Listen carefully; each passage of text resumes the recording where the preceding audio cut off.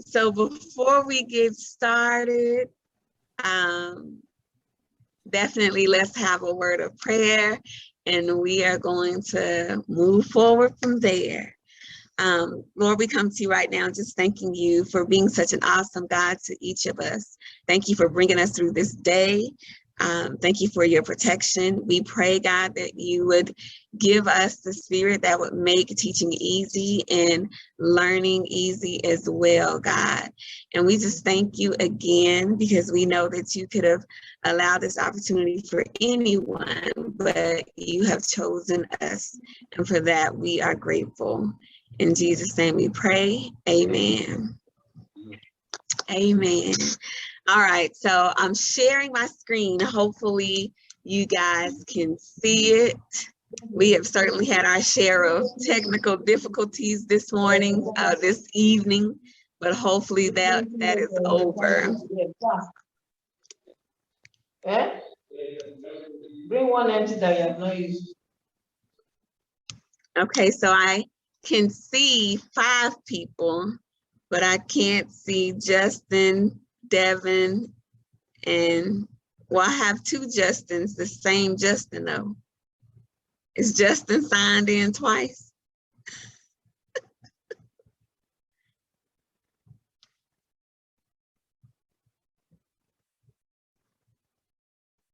I can't hear you. Justin, are you there? Is Justin here? Is he with us?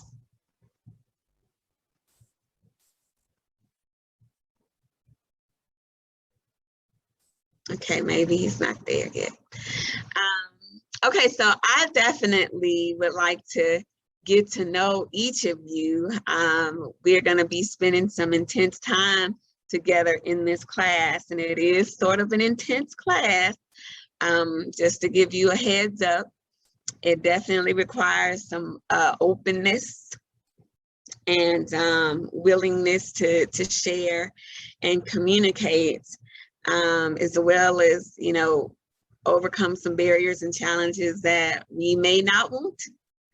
But the hope is that we will be able to address those issues that may prevent or make it difficult for us to minister and connect with others as we serve out God's purpose for our life.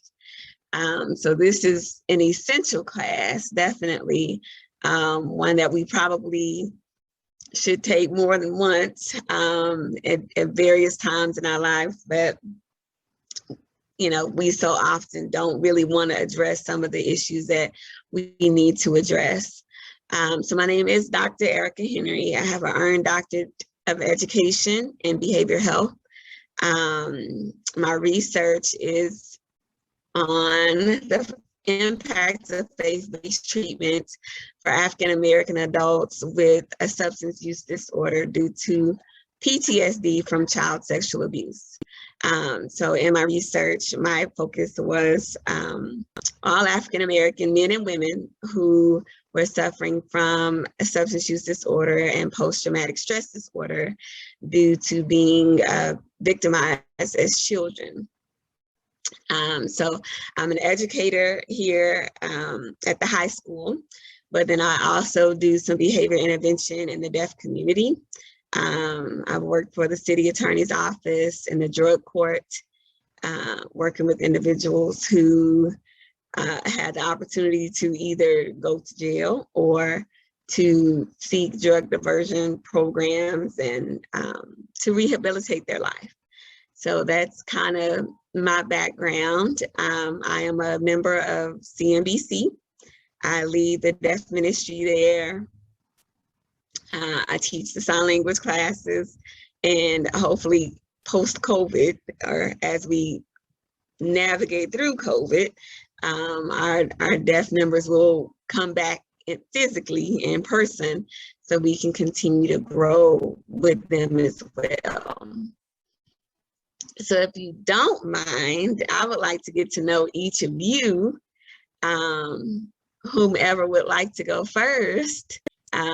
If you could just tell us your name and a little bit about yourself and what you hope to get out of this class.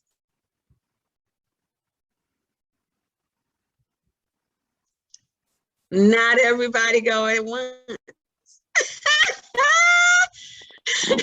Okay, so good Good night. evening. Hello, Mr. Anthony. How are you, sir? Yes, I'm doing well, thanks. And it's really a pleasure to be part of this class here this evening. My name is Anthony Marfray, and I am from the island of St. Lucia. I'm an engineering technician by employment, married, and have 3 children biologically, and another 3 through marriage. Yeah. So I want to say that I love the Lord. I'm here this evening because I just want to be able to more effectively serve God in whichever area that you would want me to serve in His church. Thank you. Thank you, sir. Good night. Good night. Yeah, thank you. It's a pleasure being here tonight. This is Samson Juba. I'm originally from Nigeria, and I'm a radiographer, but presently I'm in Grenada now, a citizen of Grenada again. And I'm a radiographer. I work with Ministry of Health in General Hospital, and I'm married with 3 children, 2 boys and 1 girl. I'm so passionate about the things of God, and I want to be informed, and I love to learn, and I'm prone to learn. So I just feel that with this, I'm going to go far and be able to talk to people with a seasoned experience. Thank you. Thank you, sir.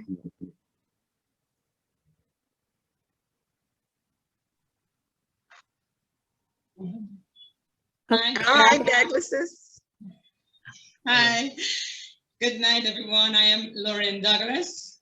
I'm a worship leader and a florist by profession. And well, I'm grateful for this course, and at the end, I hope to be better able to communicate with people on a day-to-day basis, and that's just about it.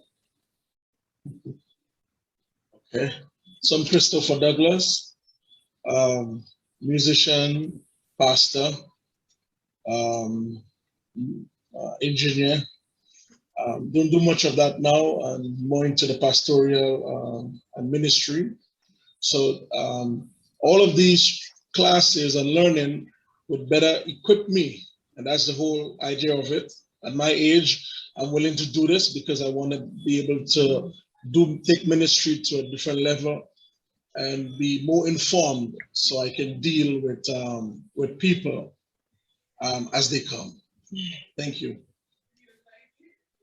Okay, good night. Howard Harvey from the island of Grenada. I thank God, and it's a pleasure to be in this training. I'm a retired security officer, married with 3 children, 3 boys, and I just want to have more knowledge of the things of God to continue to help others. That's my. Nice to meet you, sir. Okay, I'll go next. Okay. My name is Stephanie Strickland. I live in Dallas, Texas. I'm a member of CMBC. I am a mortgage closer during the day.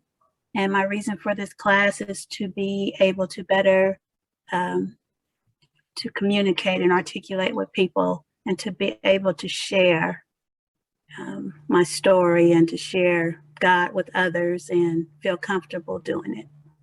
Okay. All right. Good night, good night, good night. My name is Carlitos Millington, originally from St. Vincent, but live in St. Lucia. Currently a youth minister at my church. Work as a vehicle part sales, also owns a plumbing business. So a little bit of everything.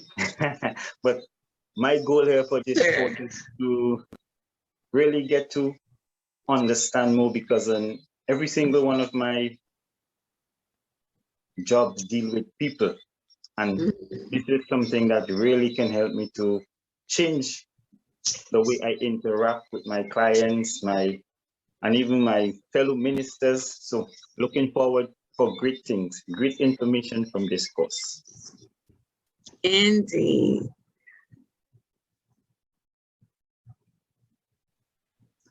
Did we ever get Justin? No, blessed evening. Pleasant good night. You are hearing me? We hear you, but we can't see you. Okay, no problem.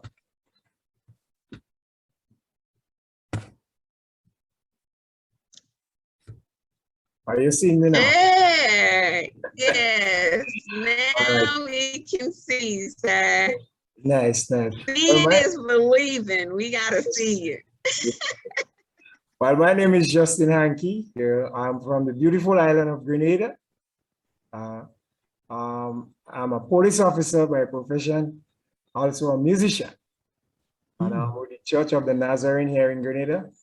And I'm very grateful to be given this opportunity to partake in this course, this program, so that I can develop myself in ministry, you know, to impart unto others. So I'm very grateful for being part of this program. All right. Indeed. Nice to meet you, sir. Now, is it Devin or Devon? Devon. Devon. Devon Abraham. Okay. Right. So I want to give God thanks for the opportunity to be able to be a part of this program. My profession generally is furniture making, which leaves me the opportunity to meet different people, plenty different people, people with different personalities and all those kind of stuff. Besides that, I'm a pastor with the Church of the Nazarene, and also with that area, you know that every time we have to deal with different brethren, different background and everything like that. So I'm grateful for such opportunity to be able to be a part of this course.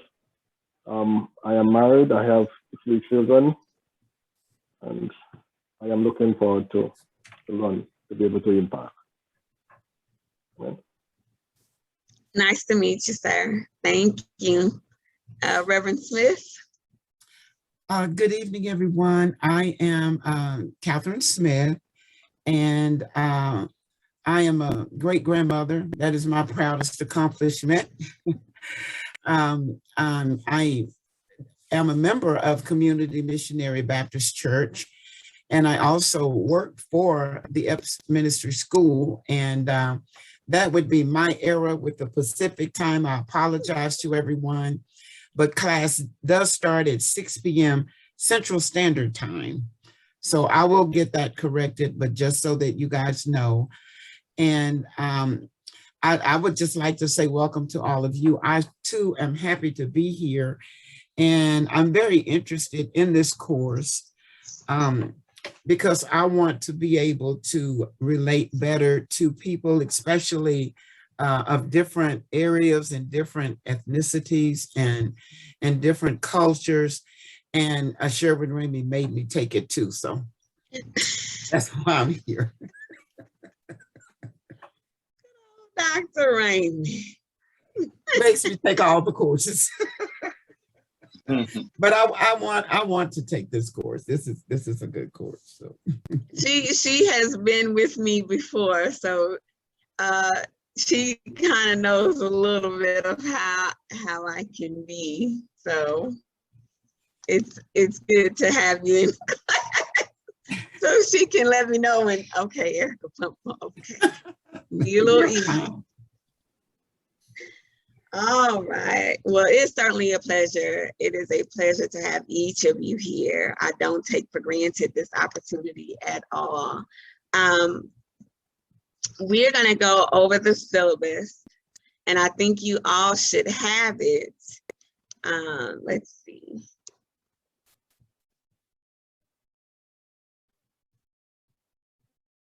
Make sure this is the right one. Can everybody see? I've shared my screen and I pulled up the syllabus so you guys can follow along with me. As Reverend Smith has said, the class is from 6 to 9 Central Standard Time. 9 o'clock is about as late as I can go. So I'm certainly glad the class is not later than that. 6 to 9 standard, that's 6 in my time or 7 in my time? 6 to 9, 6 to 9. All right. 6 Central Standard Time to 9 o'clock Central Standard Time. Okay. Okay. Bless. Okay. Okay. So certainly the purpose of this class is to learn good interpersonal relations and communication, which to some extent is gotten lost in this generation of social media. And, you know, I teach, I have about 150 students that I have in my classroom during the day. And I mean, they can't go 5 minutes without pulling out the phone. And I have to say, put the phone up. So you can actually learn something, children.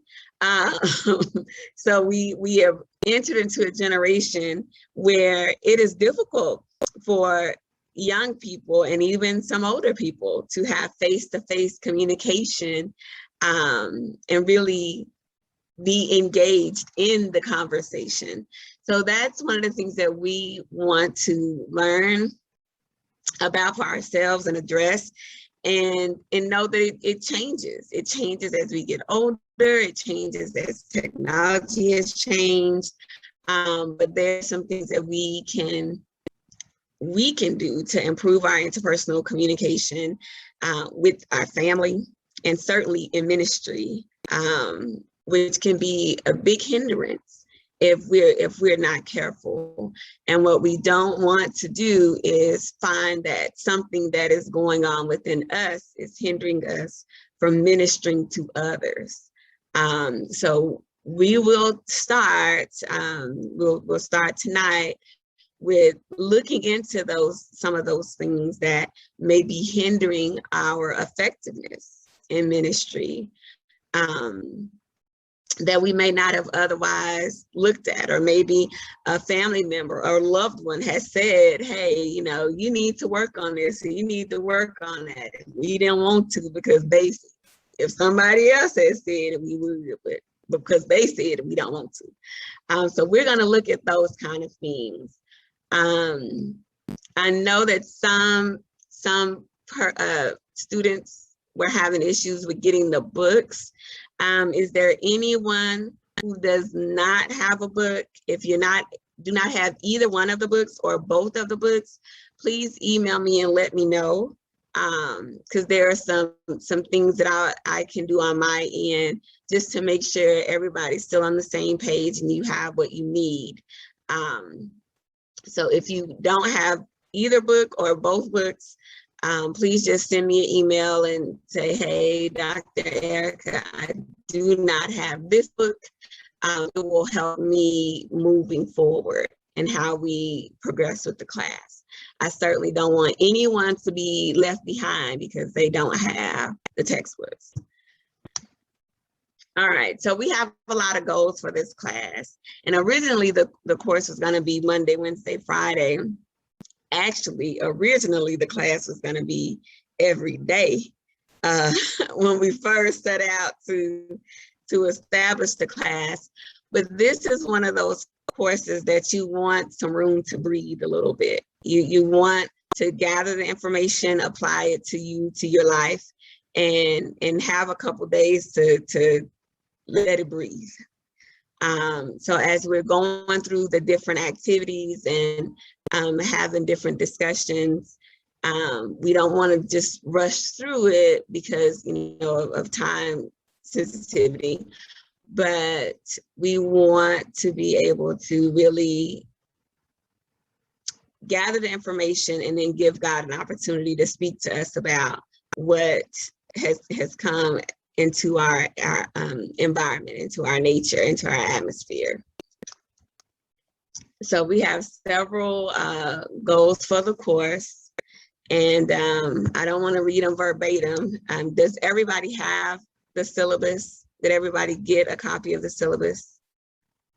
Yes. I got some head nods. Okay. Now y'all gonna have to talk to me. I'm used to communication. Okay.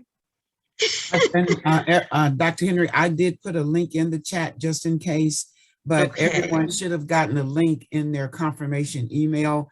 I gave you a link where I posted the syllabus. Awesome. Thank you. Okay. So I do ask, of course, we're in the virtual classroom, but I do ask that you try to keep, distractions down to a minimum. We will take breaks on the hour. I know we started late today, but on a normal 6 to 9, it can be a long time to sit and gather information. So my plan is at 6:50 and 7:50 for us to take a 10-minute break. Just so we can kind of, if you need to use a restroom and that kind of stuff. But certainly, we just I ask that you try to keep the distractions to a minimum, especially if we're in a conversation about something that may be a topic that's touch sensitive. We want to be, sensitive to our classmates and peers in the classroom.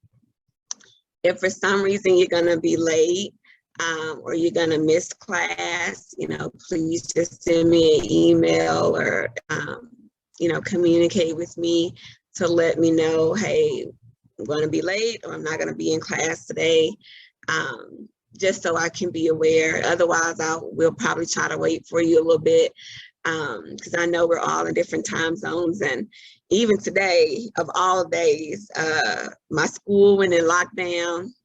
One of the kids put a thread on social media, and so everything was in lockdown, and we couldn't move and we couldn't leave. And I was like, oh, not today, of all days. So we didn't know how that was going to turn out, but thank God it turned out well. So I am very well aware that anything can come up at any time. I just ask that you communicate with me if for some reason you're not going to be in class. I think the grading structure is pretty simple. Coming to class, doing the assignments and the discussions. This is definitely a communication heavy course. I've been trying to figure out a way, as we are wanting to make all of the courses in some way independent study, but it's hard for this type of class because communication is so vital, and being able to speak with others during the course is important as well. So I'm gonna work on that, Reverend Smith. Pass that on to Dr. Rainey. I will pass that on. Okay. But like I said, it's pretty self-explanatory. There are 10 assignments that I will expect you guys to complete in the workbook, which is another reason why I need to know if you don't have it, so I can make sure I get those activities to you electronically, so I can make sure you can get them done. We will have 5 exams over the course material, just as it states on the syllabus. They each carry the same amount of weight. They will be short answer, but I will expect, of course, quality answers, and they'll be due the night, as what's stated on the syllabus. So if there are any questions about that, of course, I will let you know before something is due that something is due, so nobody's caught off guard. Now, Dr. Henry, when you say that they're due, so you're going to send the exam and then we're going to send it back, or are we taking the exam in the meeting? So I'm going to send you the questions, and you guys will have an opportunity. So like the first one is not until it's Thursday, I think. Yes. So I'm going to send the questions, and then you guys will have an opportunity to complete them and then send them back to me. So it will just be electronic communication as far as getting the exam completed and sent back to me. So. Thank you. And no stress, because I think the material itself, if you're truly open to answering the questions that are presented to you and answering them for you, because I know how sometimes we can be when it's like, okay, why do you communicate a certain way? You know, do you truly listen to others? Or do you block out people that may remind you of persons that you don't necessarily like? You know, addressing those things can be hard. And we would prefer to just ignore them sometimes, but, or say, you know, I really wish somebody else was in this class because they really need this class, but they're not in this class, you in this class. So we want to make sure that we are open so we are listening to God for us, not listening to God for somebody else. Okay. All right. And then, so we'll go through the chapters just as you see on the syllabus. We'll go through them, we'll discuss them. To me, it's definitely quality over quantity. This is one of those courses where the more you put into it, the more you get out. And so that is my challenge to you all.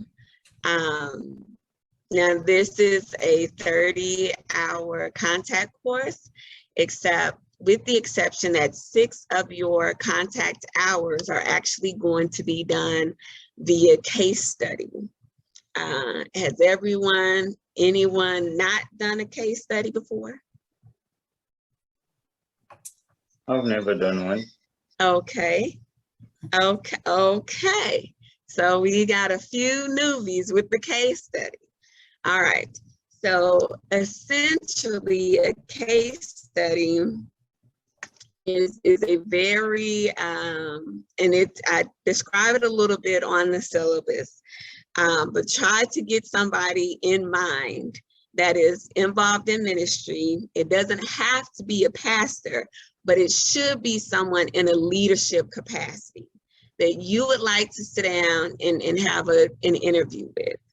And what you're looking for is their interpersonal communication skills, asking them, you know, what are some things that they have seen? It can be in their ministry, it can be in their church, over their course of time of serving, that has been impacted by interpersonal communication and relationships in the church that they serve. If they haven't been in that church, in that particular church in a long time or for a long time, that's fine. It can be any ministry that they've been in, any church that they've been at, but it's really taking an in-depth, it's not just, okay, this is their name, this is the position they serve in, how long have you been at the church? Okay, 10 years, great. No, you kind of gonna get in a business a little bit. So start thinking of someone that would be open and honest with you in their leadership role. I know for me, I tell people all the time, everything I do now, everything I learned in the church. When I was 10, I became the youth superintendent of Sunday school. So I've been in front of the church, presenting, speaking, teaching since I was about 10 years old. And those same things that I learned in the church, I still do today. On the flip side of the coin, I learned some bad things in the church. You know, some of those things that went on behind the scenes. I'm a preacher's kid, I'm a pastor's kid.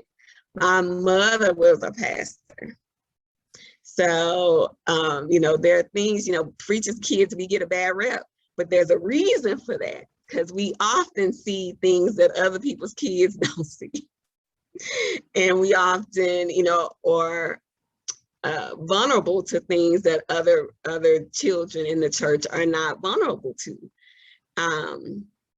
You also find yourself, you know, in this conundrum of, you know, you're happy, you're proud of your parent, but at the same time, there are times when you feel you give away so much of your parent to ministry, and then you don't get what you need as a child.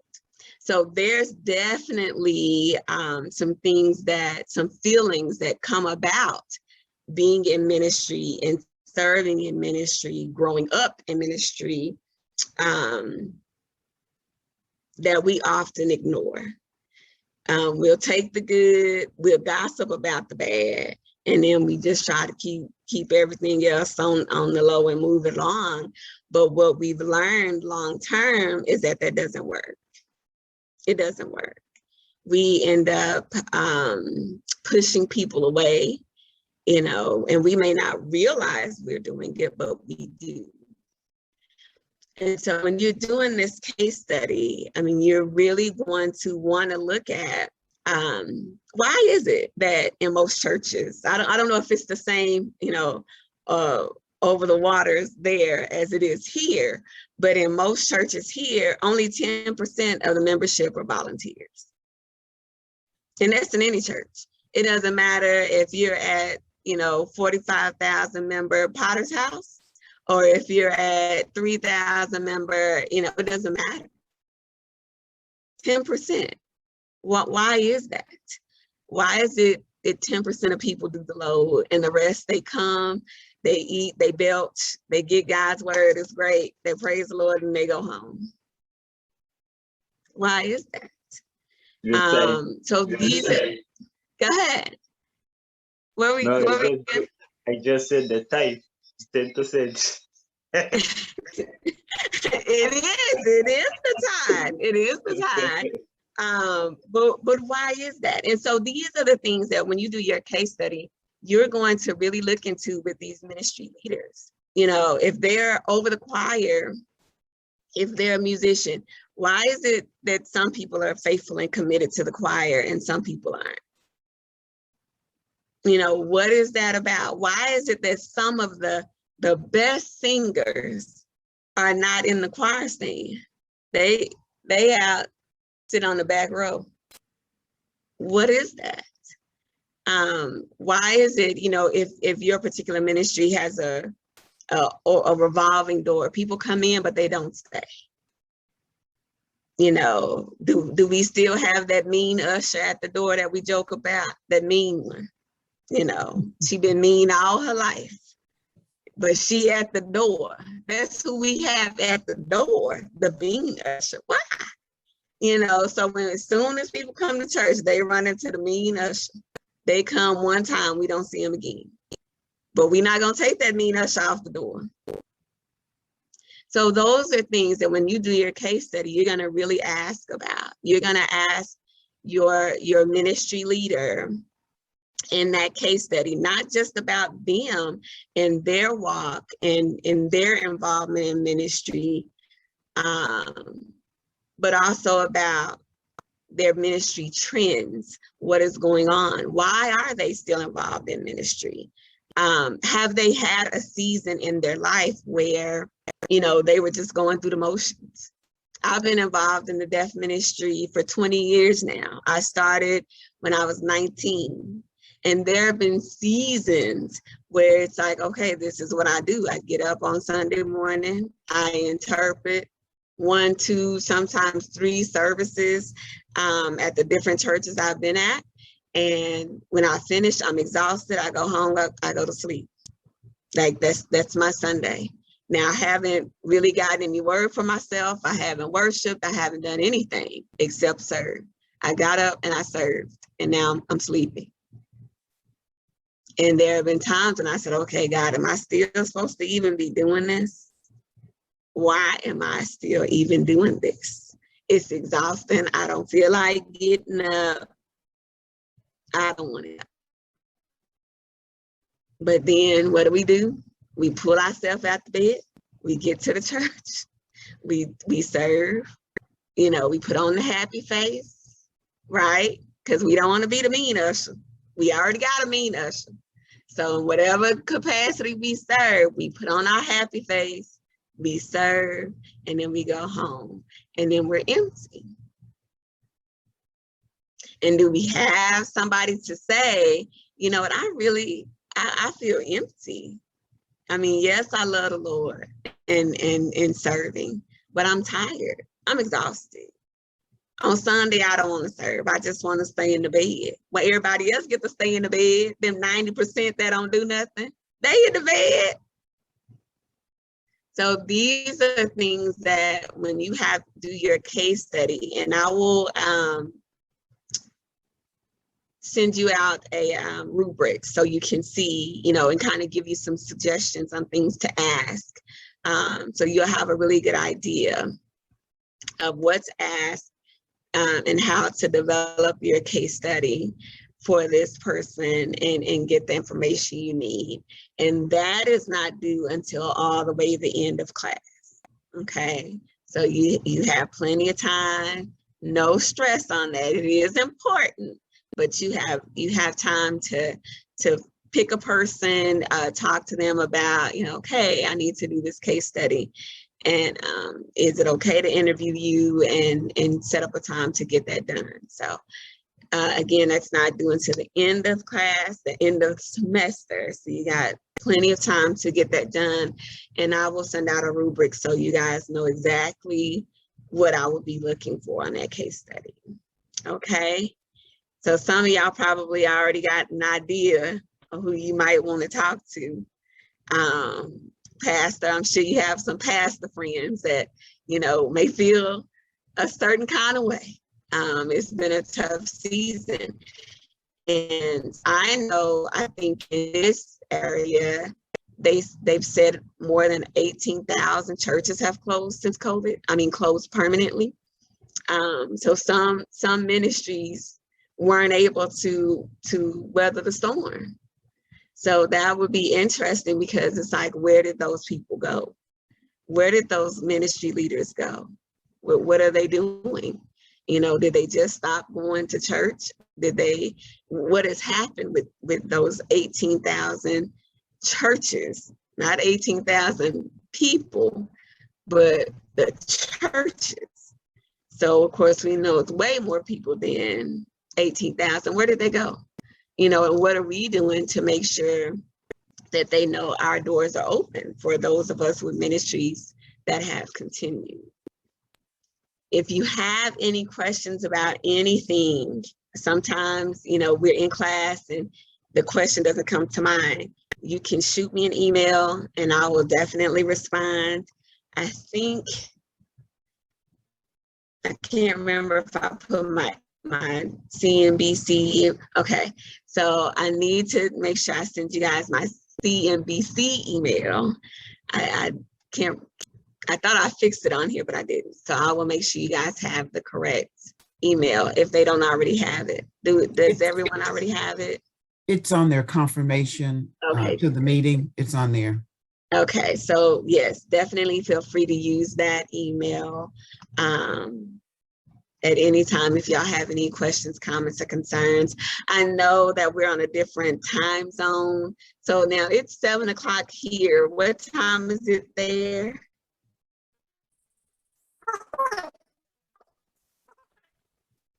Oh, I can't hear you. It's 8 o'clock on our zone. 8 o'clock in the morning? No, PM. 8 p.m. Oh, okay, okay. Oh my God. So we're just an hour ahead of you. Just the hour. Okay. Okay, well, that's not too bad. I mean, that's bad. So on my side, it's 7 to 10. Okay. And can't go past 10.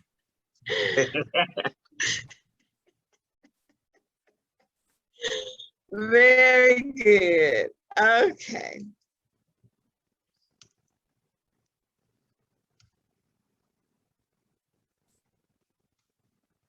All right. So we pretty much already have gone through that. And very good, Erica. Okay. So we're going to start with our workbook. And we're going to start with dealing with us. That's how we're going to start. So now, even for those of you, if you don't have your workbook, it's okay, as we're still going to get through this. And as I tell my students all the time, no child will be left behind. So nobody will be left behind, even if you don't have the book. The workbook is available electronically, but I don't think I don't know if we were able to get this book electronically or not. I can't remember. But either way, if you're missing one or the other or both, just send me an email and let me know. So here we go. Can everybody see the PowerPoint on my screen? Yeah. Awesome. Yeah. Awesome. So it's time to open up, people. It's time. Interpersonal problems, what are they? What are they? They definitely can occur across multiple relationships and areas of your life. For those of you that have children, you know, you got 3 kids, 2 of them you get along great with, but that one, you know, it's like, where did you come from, kid? Got the same mom and dad as them other 2, but where'd you come from? You know, that boss you just can't get along with, the co-worker that seems to get under your skin, that ministry volunteer who is always in your face, the one you just love with the love of the Lord, because there's no other way that you could possibly love that person. They can occur across multiple areas of your life. You can get along well with one person, I mean, just absolutely love and adore. And then this other person, you like, ooh, when you see them coming, you turn and go in the opposite direction. Why is that?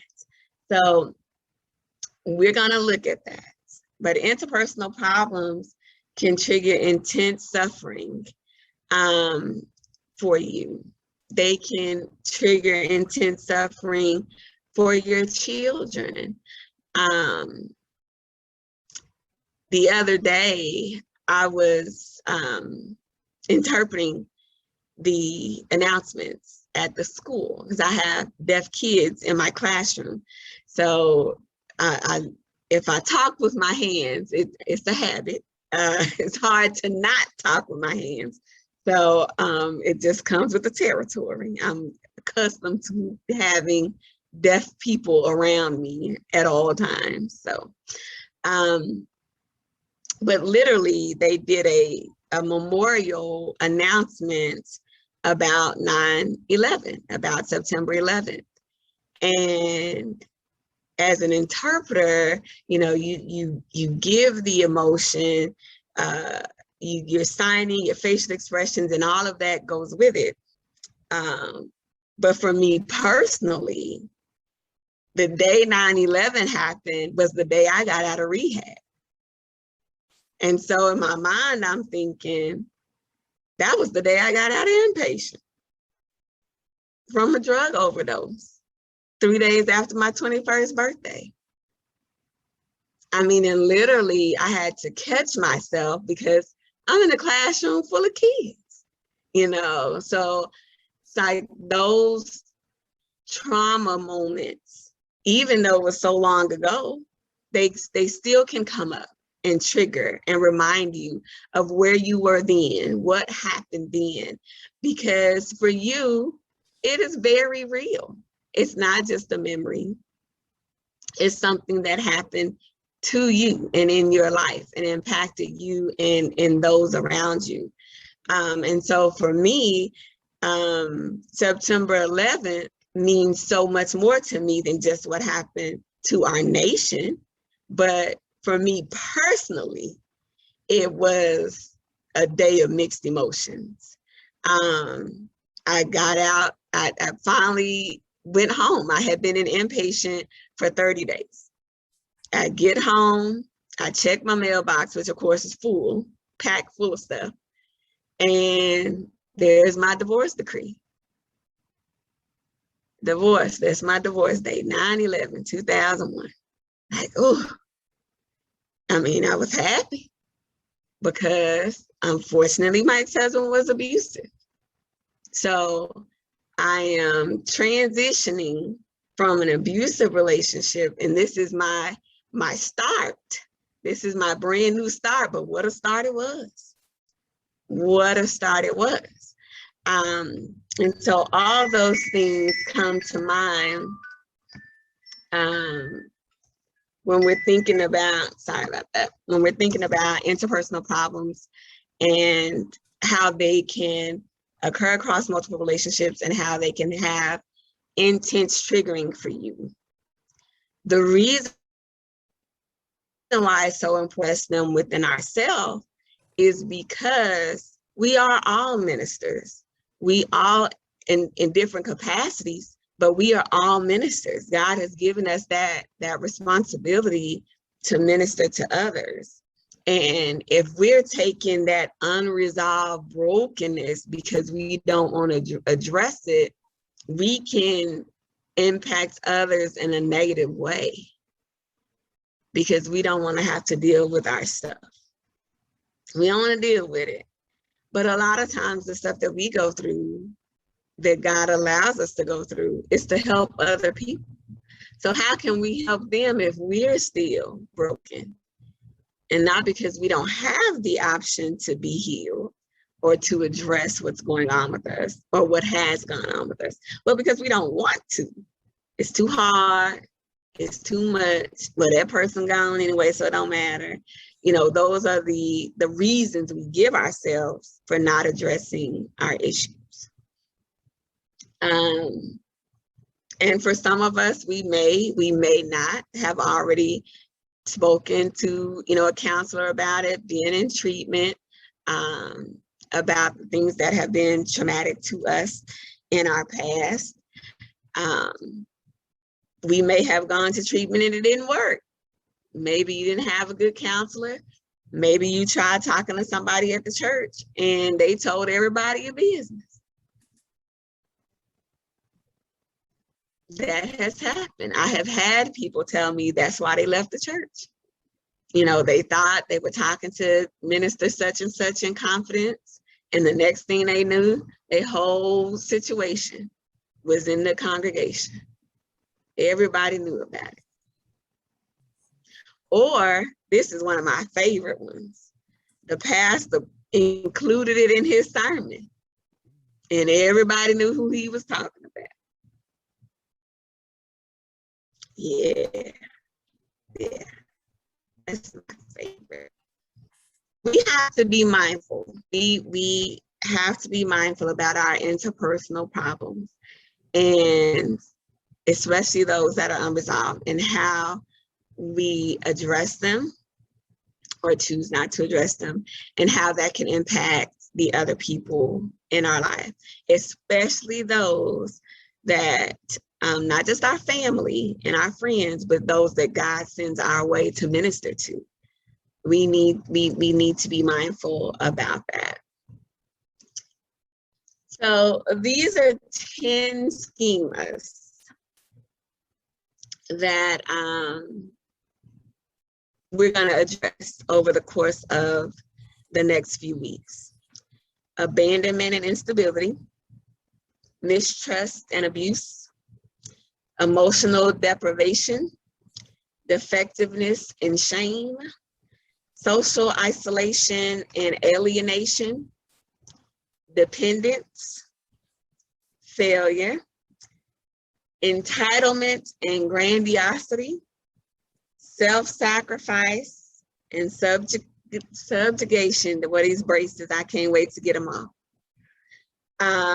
Unrelenting standards is what that should be, and hypercriticalness.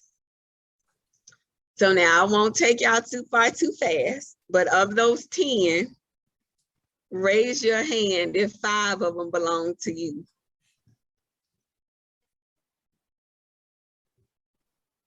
So just me and Stephanie. So none of y'all have experienced none of those other, at least 5 of those schemas.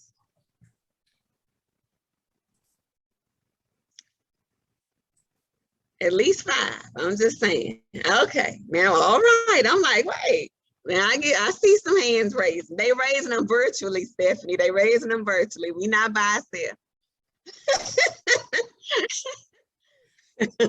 I'm like, whoa, okay. So these are all deeply ingrained patterns of thought driving problematic coping behaviors. When situations or conversations trigger your schemas, your reaction normally is to protect yourself. You know, we may go into a fight or flight. We may just avoid the situation. We may freeze because we're not quite sure how to respond. But when we want to avoid those painful emotions, that's what we do. Unfortunately, your coping behaviors often make your relationships worse. And it could be in a marriage. Again, it could be with your children. It could be with your siblings. I love my sister, my brother. They are both older than me. They are both married and have children. But we often get together, you know, to celebrate our parents' anniversary, our mom, my dad. But somehow I always end up footing the larger part of the bill. And for a while, I didn't say anything about it, but I could feel myself getting upset because I felt like they weren't doing their part. But a lot of me not saying anything comes from how we grew up. We grew up, money was tight. You know, you didn't really talk about, you know, how much things cost because everything costs too much. Didn't matter what it was, everything costs too much. And, you know, and so we kind of got into this pattern of, well, we're just not going to do it. You know, if I can't afford it, we're just not going to do it. But we're not in that situation anymore. We're all adults, we're all doing well, but it's amazing how those old conversations from when we were growing up still impact us today.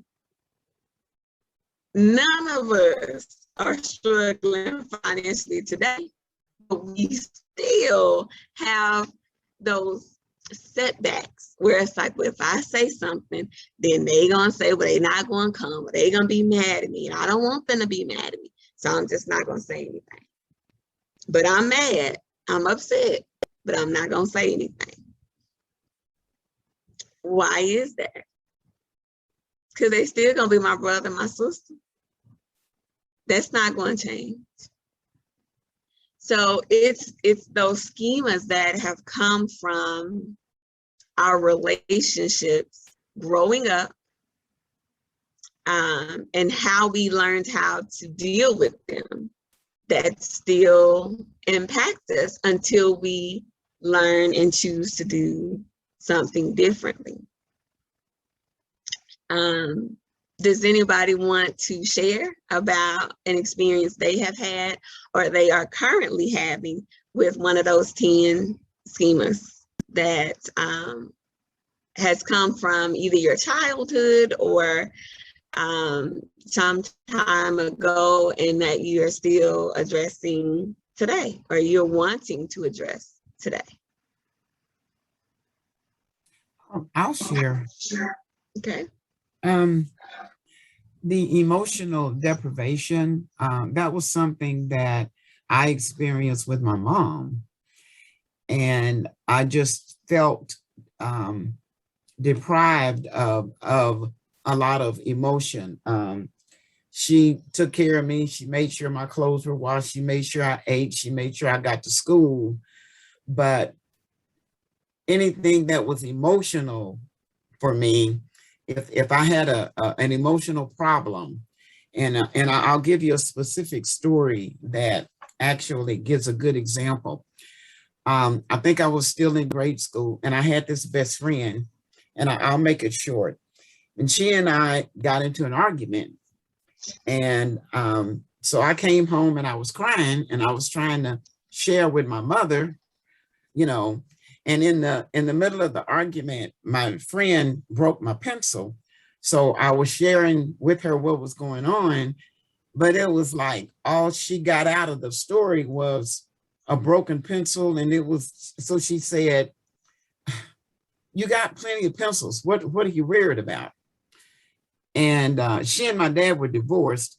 And my dad, I feel like I got balanced. My dad lived in California, but my dad actually gave me what I couldn't get from my mom. So I call my dad. I give my dad the same crying, sobbing story. And he relates, and he says, you know, so you're afraid that you don't have a best friend anymore, that you have lost your best friend. And I'm like, yeah, it wasn't about the pencil. And I was like, why didn't mama get that? You know? Yeah. And, you know, so he, you know, and he shared with me what to do, you know, and everything to fix the problem. And it worked, you know, that fixed the problem.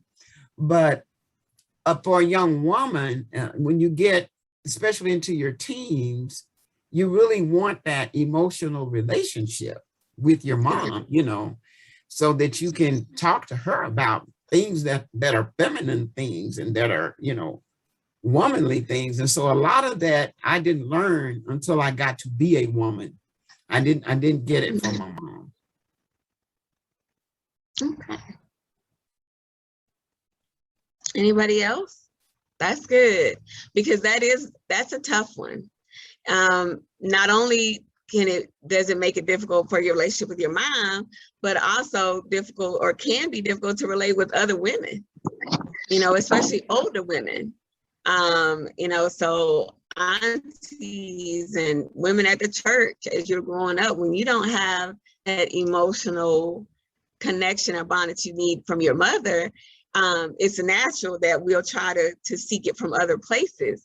But that can even be difficult, because it's like, okay, am I going to get that same disconnect from this person, you know, that I'm getting from my mom, even though I'm trying to feel this need, this emotional need, that I'm not getting from her. So that can cross over into other relationships, and we not even know it.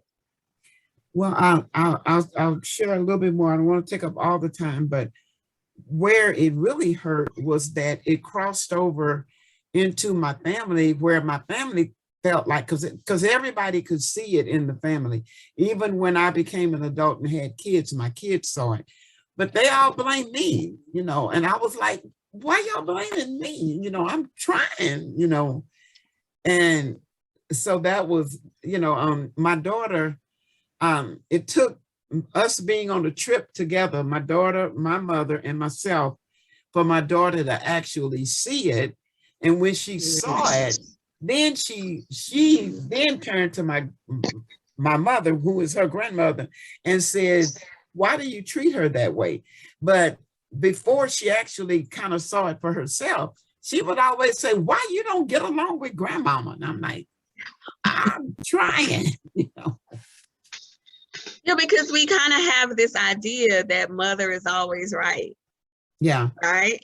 Like, so that's the assumption. So if there's a tear in the relationship, it can't possibly be because of mama.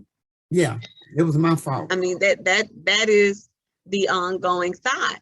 And as parents, we will take that from our parents and say, well, you know, my dad was always right, my mom was always right, what they say went, so now I'm the parent, so I'm always right. But the truth of the matter is, nobody is always right. That's right. Nobody. And there's a part of us that it's really difficult for us to look and see, to say, this is what about me that's not right. These things are something I need to fix. And this is where it came from. Let me address that so I don't continue on with it. Because generally what happens are these two things. For me, it was my dad. My dad was emotionally disconnected from us. He provided, he worked, he was there. You know, him and my mom are still married. They've been married for going on 45 years.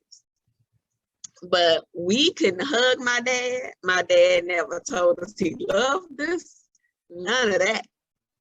And one day, I think I was about 30, I asked him, I said, Daddy, why come you don't tell us you love us?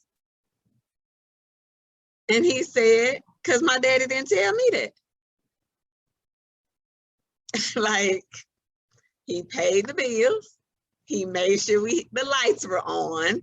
You know, that's his favorite thing. You got a place to stay, the lights on, you got something to eat. Okay. But if you wanted a hug, you weren't gonna get that from my dad. If you wanted him to tell you that he loves you, you are asking for a whole lot.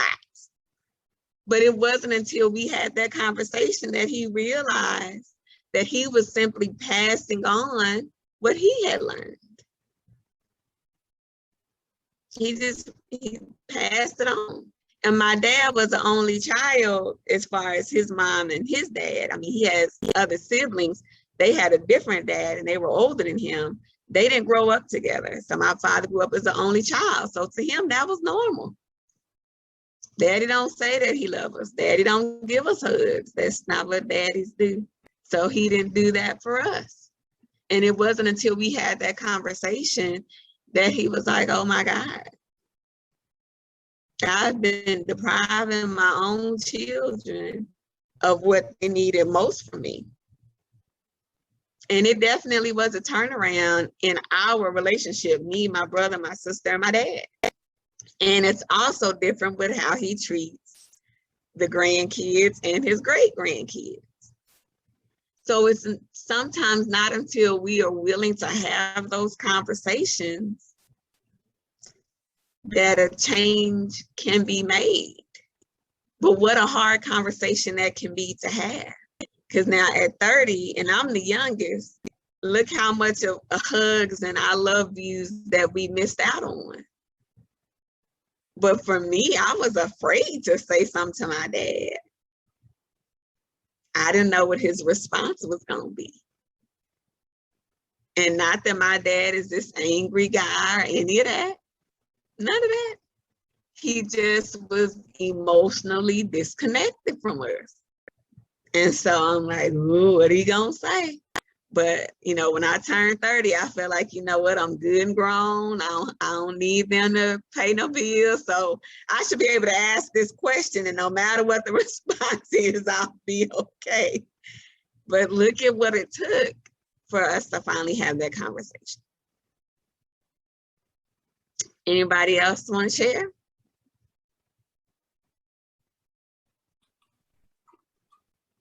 Okay, I'll share. I never knew who my dad was. My dad, it was just like the secret. Nobody never talked about him. Everybody knew who my sister's dad was. My sister's dad was involved in our family, but I never knew who my dad was. Nobody never talked about it. So even today, I mean, I know a couple of years ago that he passed away, but I never knew him.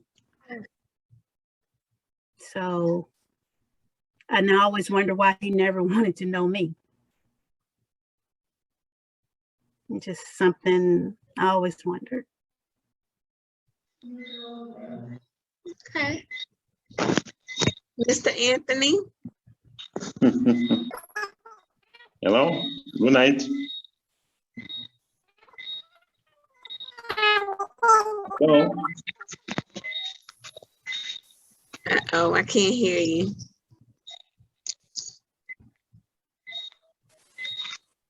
Can you hear me? Yes. You can hear me? Yes, now I can. Okay. This is Samson Juba. Oh, just okay. Just want to talk about self-sacrifice or subjugation. Let me talk about sex and self-sacrifice. I happen to be in my office. I told you I'm a radiographer, and I'm a pastor in the Church of the Nazarene, Fontenoy here in Grenada. In both professions, I explained the same thing.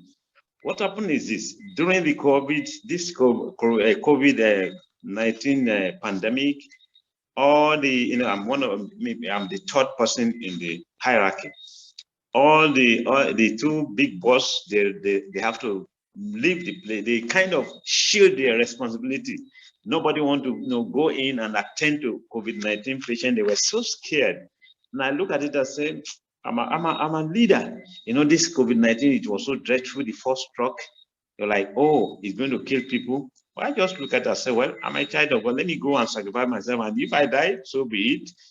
I moved in and I touched the patient, I touched them, and and nothing happened to me. I was okay. Coming back to my church, I got a lash. Coming back to church, before I came back, two ministers in the church ganged up and told the members of the church and told them that, oh, this pastor will give you coronavirus. You better run away from the church. Can you hear me? You getting my story, right? I felt so bad, so down. And they were broadcasting in the whole community that if you go to that church, that pastor could give you COVID-19 because he's attending to COVID-19. So I felt disappointed in Christian brothers, Christian brothers, even leader. I was so disappointed and I felt down. I felt like, oh, I'm going to resign and leave the ministry. But then I summoned courage. Now I now look, now on getting to the same thing happened in the office. I sacrificed myself for the work to be done and for the two other bosses above me to be promoted and to be honored. Now they still stigmatize me, you understand? So I got stigmatization in the office, I got stigmatization in the church. I felt so bad and so rejected, I couldn't really explain it. So I have to go to God in prayer, say, God, please take control of this situation. I knelt before God and I prayed. No, what I told them was that I said, second coming of there's always a payback time. I told them that time that the second coming of Corona is going to come. That if it comes, I'm not going to do it. So, and truly it came. Now we are still in the pandemic now in Grenada. You can hear the story is bad now. I was the only one again. I have to sacrifice myself because I've already said. But now, one thing I noticed is this. Now that they saw that I have done the self-sacrifice, they are now encouraged. You understand? They are now encouraged to, oh, you have done it. You led good, you led us, and you sacrifice. So sacrifice is, as a leader, you need to sacrifice. You need self-sacrifice. So, and what I will relate it to now is this. In the church, the same thing almost happened in the church. But now God has turned the tides. We have a new member in the church. Now the new member, they're asking me, Pastor, what about vaccination? I said, okay, stand still. Don't move, don't take no vaccination yet. Let me and my family as the leader, we're going to sacrifice ourselves. So I called my wife. I went to take the vaccine. I took the first shot, took the second shot. It was okay. And I told them, I said, I have taken it. I didn't die. My wife was taking it. She didn't die. If you want to go and do it, go and do it because I've shown you example. And they were touched and some of them took the decision and take it. And then they say, oh, children, what about children? I said the vaccine for children has come from 12 to 18. They can take it. I have two boys, 14 and 16. I took them down. They took the vaccine. And I presented to church. I said, church, my family, we have done it.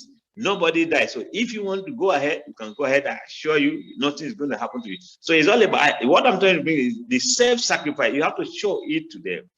And if you don't show the example and show to them that you are there, they can't believe in you. If you want people to believe in you, you must show a self-sacrifice instinct. Then I feel bad anyway the way I was treated, but then I still, to God be glory, everybody now respect me and say, oh, he's a strong man. But I think what you were saying earlier about the self-sacrifice And the first response was not a good one. It was a negative one. And you start to have that question about, you know, well, should I stay here? You know, what do I do at this point? And that is kind of more so what we're talking about, because there's no hurt like church hurt. We say that around these parts. I don't know if y'all say that, but sometimes we feel like we go over and above, you know, in ministry, in serving, and it's not always welcomed, you know, and grateful you were able to stay and see the other side of it. But sometimes that's not the case for other people.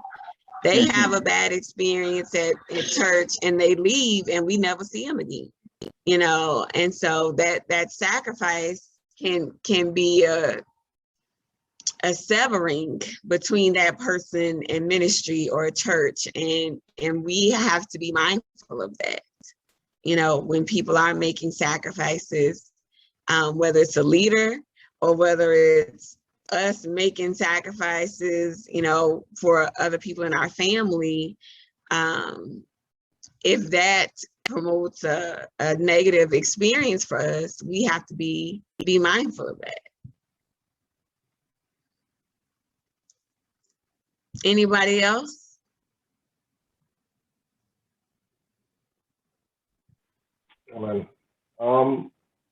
Mr. Anthony, I think Mr. Anthony had something to say. I don't know where he went.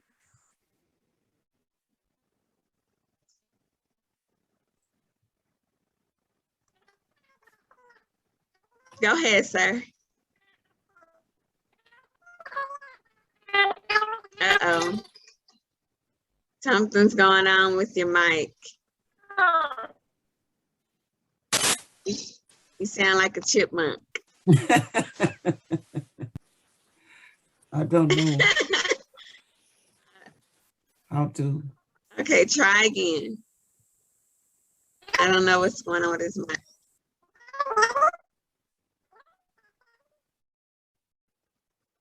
Can you hear him, Reverend Smith? I hear the chipmunk. I'm sorry. Maybe he could type something in the chat and we can read it maybe after the next person does theirs. But Anthony, if you'd like to put something in the chat, because we're just getting, I don't know what's coming through.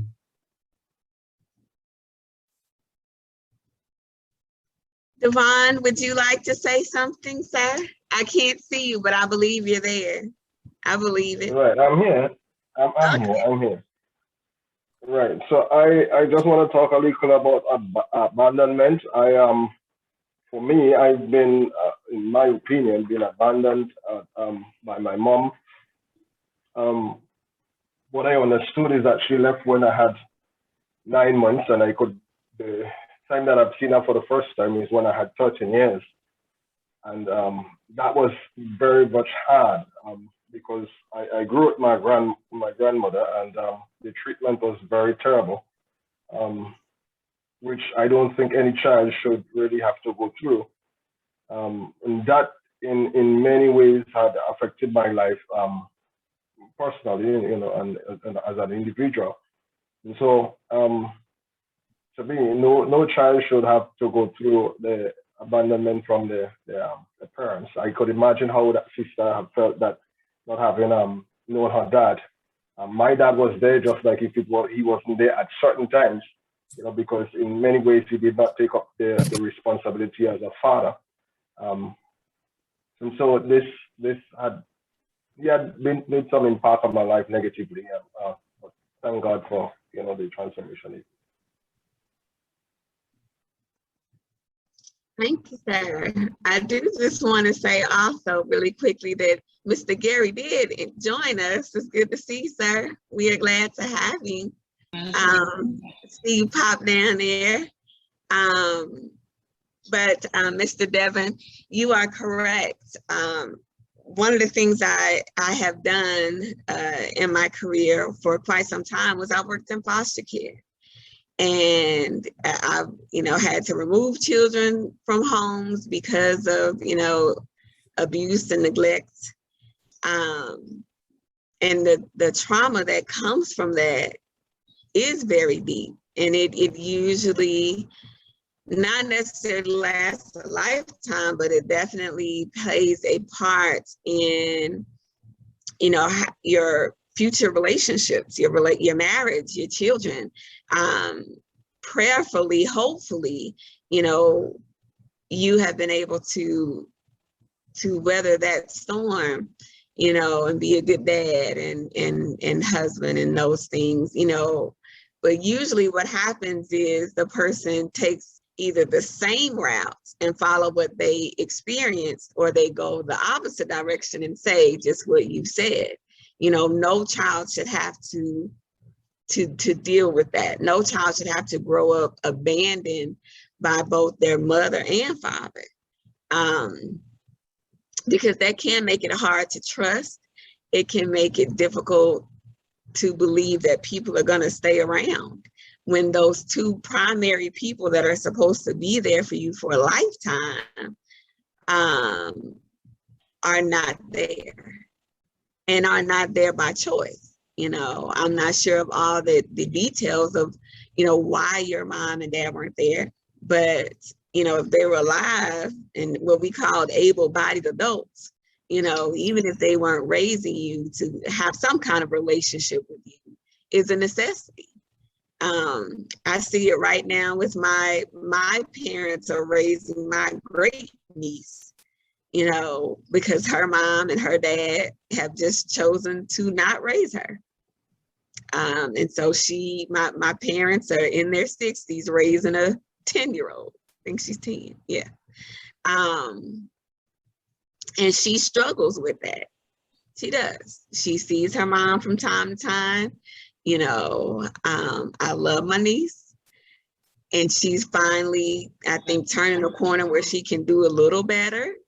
But for some time, she just didn't want to be a mom. Go back and change it, and we didn't change it. So his course is on. I'm sorry, what'd you say? Go ahead, Mr. Douglas. You want to say something? Okay. All right, so I'll go first. I want to talk about the mistrust and shame. In 2011, my niece died in 2011. Yeah, and when she died, it was said that I was responsible for her death, right? And it was my brother-in-law who's a father. We had such a good relationship, you know. I couldn't even imagine how it started. But the Grenada is a very small island, you know, and so the information, the rumor, I mean, it spread like wildfire. The thing hurt me brutally. But during that time, I was also doing a class in theological studies. And what hurt me the most about the rumor is not so much what was said, but who was saying it. You know, I couldn't believe that that I sat in a class with believers. I did research. We spent time as a family. We prayed together. And then you join the unsaved now to gossip about me, you know? And it really hurts me. And I struggle with trust. And but what I quickly realized is that shame and mistrust, if you're not careful, it can dress you like a cloak, like a garment. I realized that my posture changed. I was walking really, really low. You know, you're so ashamed, you can't go out, you can't hold your head up, you know? And so I quickly, when I realized how low I was walking, I had to address me, that situation for me. And within those, it took 3 years, actually 3 years. After 3 long years, my brother and our relationship was restored, thank God. But it took me less than a month to pull myself together, because I realized if I did not focus on God, I was going to die also, you know? And I experienced that, the shame and mistrust, that if you're not careful, it will dress you. It is like a garment. And how I dealt with it was focusing on God and the trials and what trials were meant to do for me. And I was grateful. I remember I said to some woman one day, I had a conversation with someone, a sister from the next church, and I said to her, I said, listen, it was good that this thing had happened to me, and they couldn't believe that I was saying this, because I was now seeing a bigger picture. I understood that if I endure, if I hold on, I press through, at the end of it, because it was going to come to an end, I will never be the same again. And that's how I looked at it. But we have to be careful, because it can really clothe us and cause us to walk deformed. I experienced all of those, the shame, you know, the defectiveness, the mistrust, like your integrity, abuse on your personality, your character, and everything, you know, was at stake. It was it was hard, it was brutally hard. You know, as I said, it took 3 long years. My brother came back and the relationship was restored. But the thing that hurt me the most, I said, was because not what was said, was because of who was saying it. The people that I sat in a class with, you know, to do theological studies. You prayed, you do research, you did assignment together.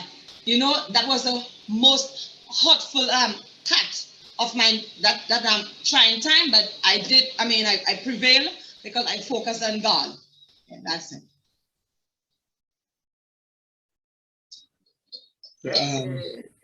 I too will just take this opportunity to speak about mine. It goes back to emotional. And I heard Devon and I heard you, Dr. Henry, spoke about the dad.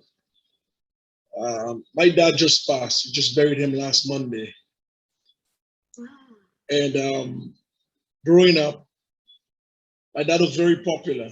He was a very popular musician. Then he became a Christian sometime after. He was still very popular, even within the church. Yeah, everybody was friend, but at home, he had no friends with his children. We were never friends. We would only speak. Matter of fact, we would only speak when he wants to give us a beating. I know you don't really do much of that in the U.S. But here in Grenada, I certainly had my share, sir. I had my share.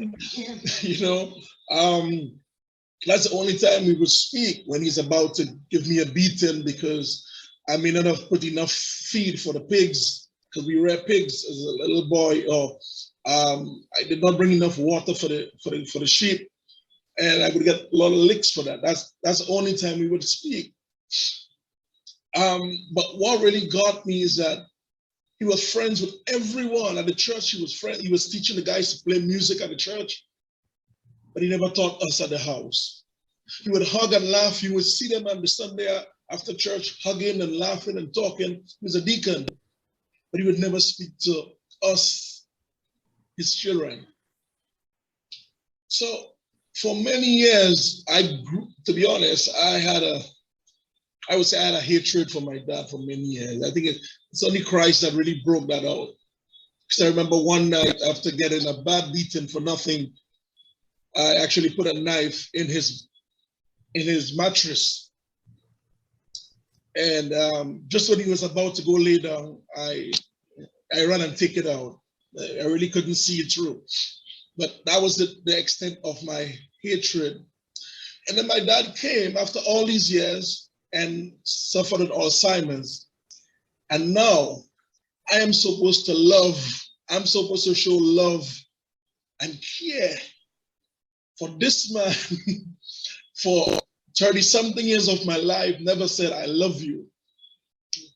30-something years of my life, never showed any emotions, never taught me to play music, never did anything like that. He was a great musician. And I now have to try to help him through Alzheimer's process. It was one of the hardest things for me to have to now pretend to love this man, because we've never had a relationship. He just died last week or 10 days ago.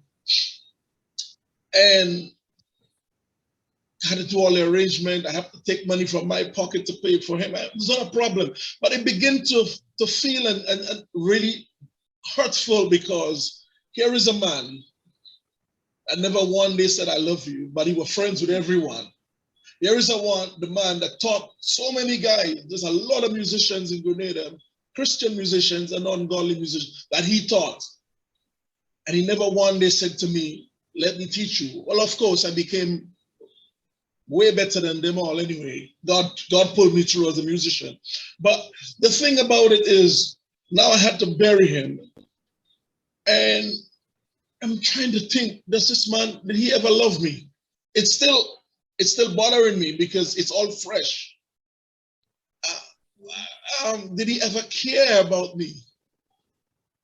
But at the same time, I had to turn around and love him and put pampers on him, you know, and so I'm still dealing with it. And I'm really happy for this program, because I believe it would help me, together with the help of God, to really get over it, because as the days to his burial and after his burial, as it's passing, it's been taking an emotional, I laugh, I'm smiling so people think I'm all right, but it's been taking an emotional toll on me. So one of the things I learned out of all of that, growing up, I said to my brother, we spoke one day and we said, you know what, when we grow up and we get married, we will make sure we love our children. Well, for my brother, I'm seeing the opposite. He has 3 children and they're all going astray. And I think it's just because of the whole thing from dad. But I has been very intentional. And I say to my 9-year-old son all the time, because he acts like he's a dad and I'm the little boy. But it's a good thing. And I say to him sometimes, I wish I had a dad that can play with me the way I play. I play with him all the time. I make sure I say to him when I drop him to school, I love you. It doesn't matter whether I'm upset or not. I want to make sure he knows that I love him. I want to make sure that he knows that we care about him as parents. But I'm still dealing with my own self, because it feels like I've been rejected. It felt like, and that's just me, my brothers as well, but it felt like we were just, even if my dad was dead, like you said, he provided. We were never really hungry. He did everything he could have done in terms of housing and bills, but it was never.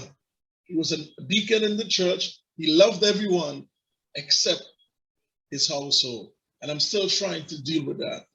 That's all I can say now. Thank you. Very good.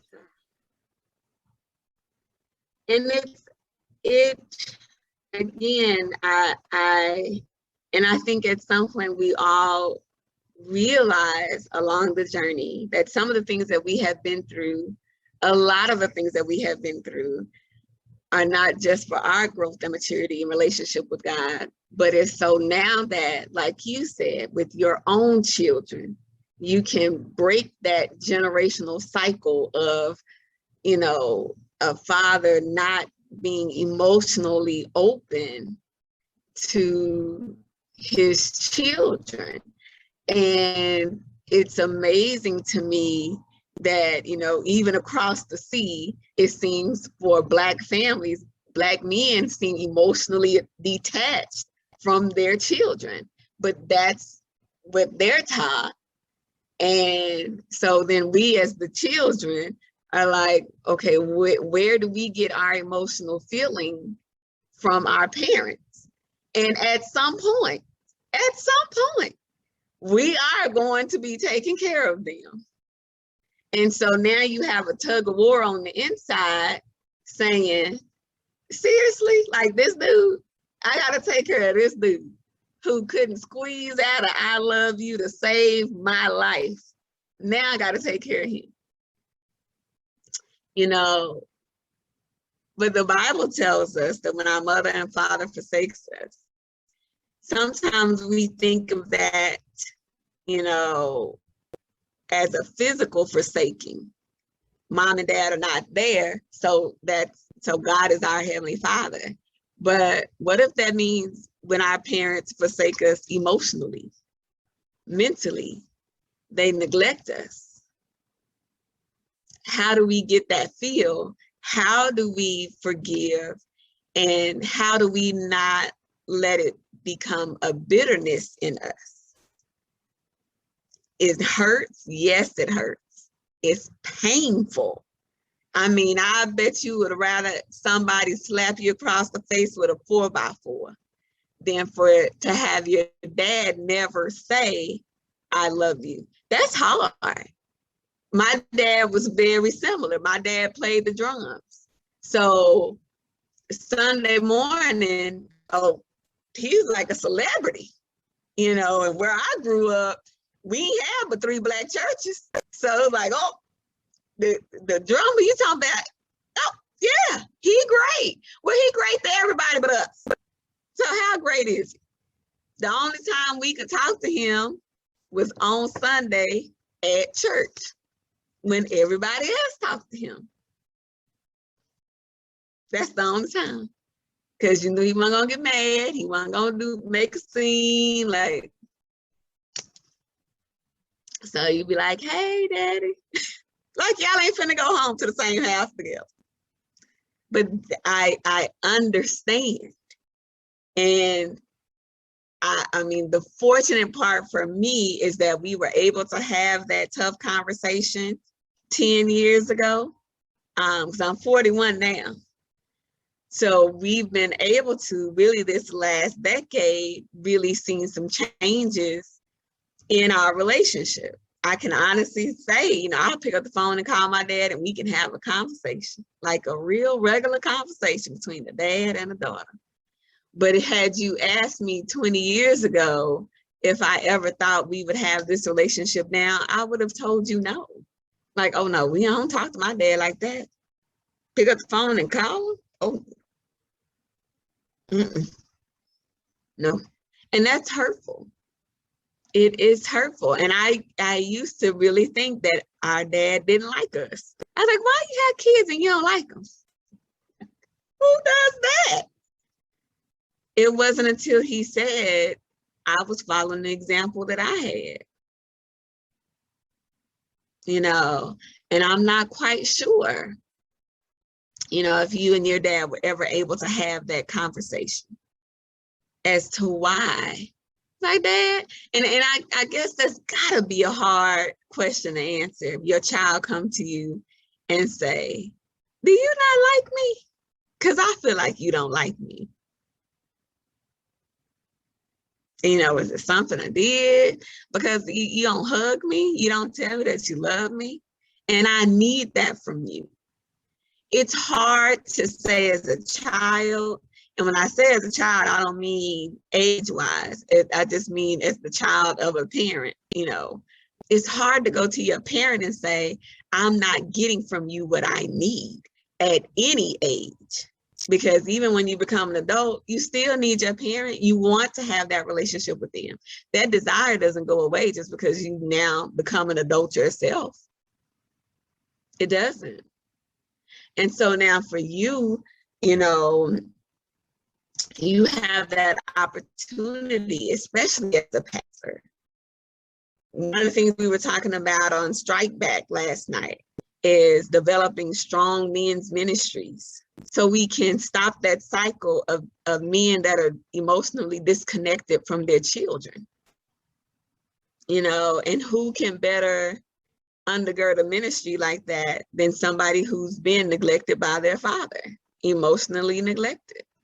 I mean, how many of our sons and daughters are growing up with that same feeling that they're not getting what they need from their parents, but don't feel like they have the words or the capacity to ask the question and present the challenge in a safe place so that change can occur?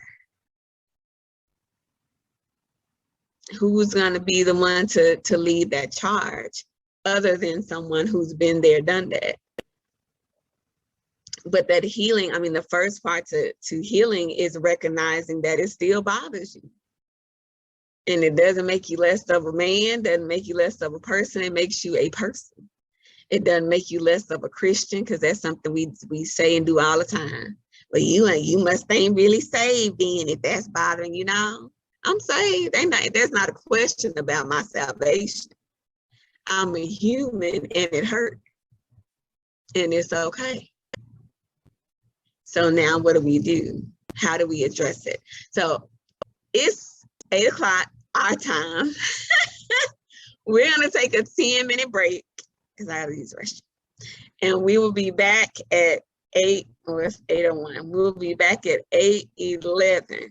So that's 9:11 y'all time. Okay? Okay. Okay, I think we were on mute. Okay.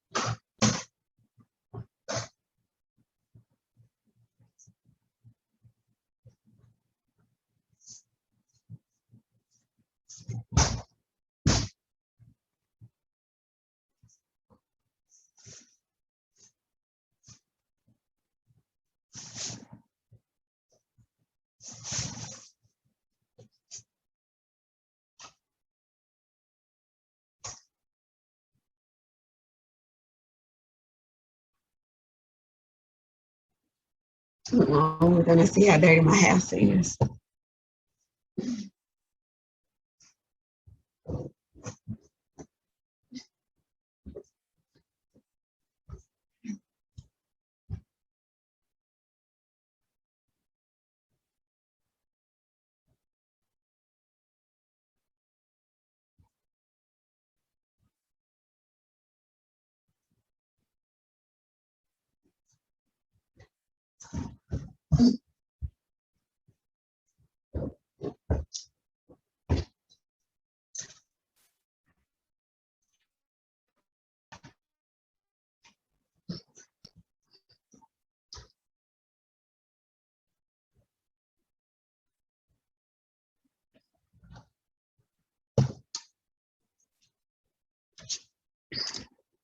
Oh, good. Everybody went on break except for Shooter.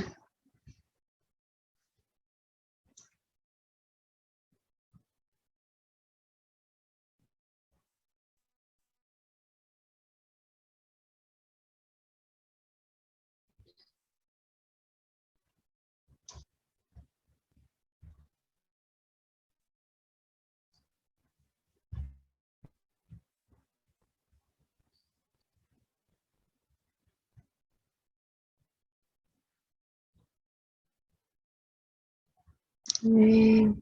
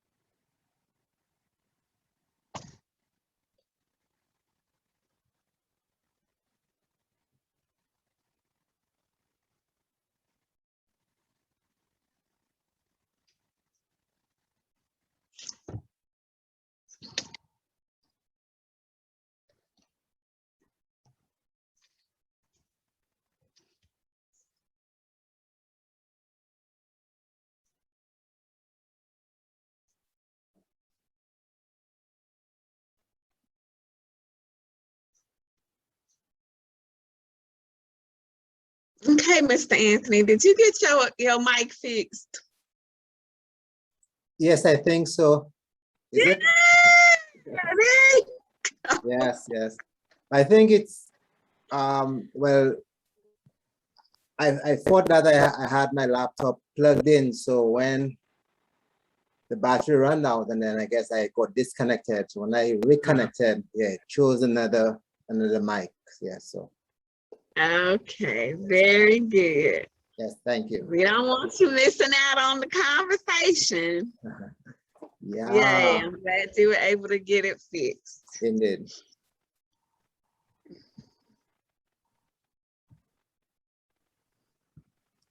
It's a question though, in terms, will it be possible that maybe we could get a recording of the session? So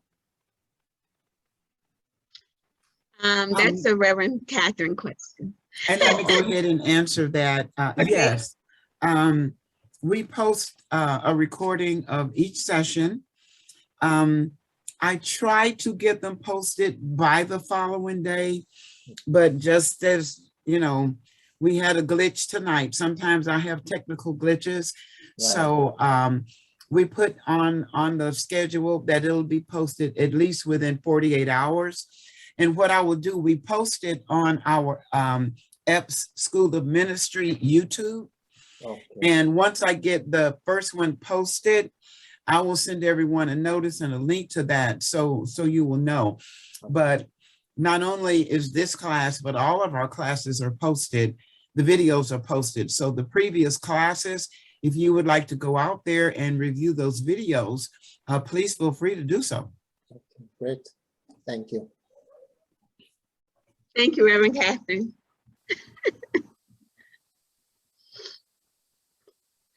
Okay, so is everybody back? Do we have, Gary is gone on a 12-hour praise-a-thon. What is that you got, Gary?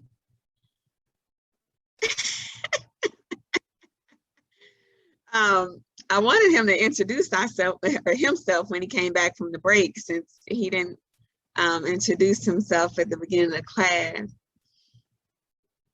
But now Gary went on break too long. Gary. Somebody text Gary and tell him to get back in class. Hello, just back. Sorry. Okay. I was saying that we all introduced ourselves to each other at the beginning of class, and you weren't with us just yet. So if you would please, sir, tell us your name and just a little bit about yourself and what you expect to or hope to get out of the class. Okay, good night, everybody. I must apologize for being late. Tonight is usually our Bible study. So I thought it was, well, I didn't pay attention to the specific time. So I thought it was 6 p.m. our time. Then I was too early. Then now I'm too late, right? But thank God I'm here. So my name is Gary Delplesh. I'm the pastor of the Enams Church of the Nazarene here in St. Vincent and the Grenadines. Well, I have a wife and a child, a son who is 3 years old. All right. I've been pastor now for 2 years plus. What I aim to get out of this training, well, I love to deal with people on a one-on-one basis, one-to-one. Although I do like the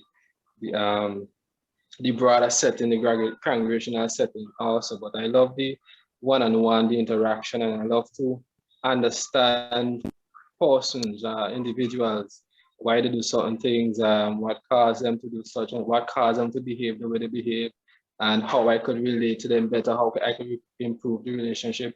And not only just for me personally, but if there are tips I could transfer to somebody else as to how to, you know, better a relationship between other individuals, that would be great. So what I aim to gain out of this interpersonal relations course is a greater understanding of how to relate to others on a personal level and how to guide others in their own relationships also. Good. Nice to have you, sir. I'm certainly glad you all are here, near and far. I am glad you guys are all here. Was there anyone else who wanted to share before we moved on?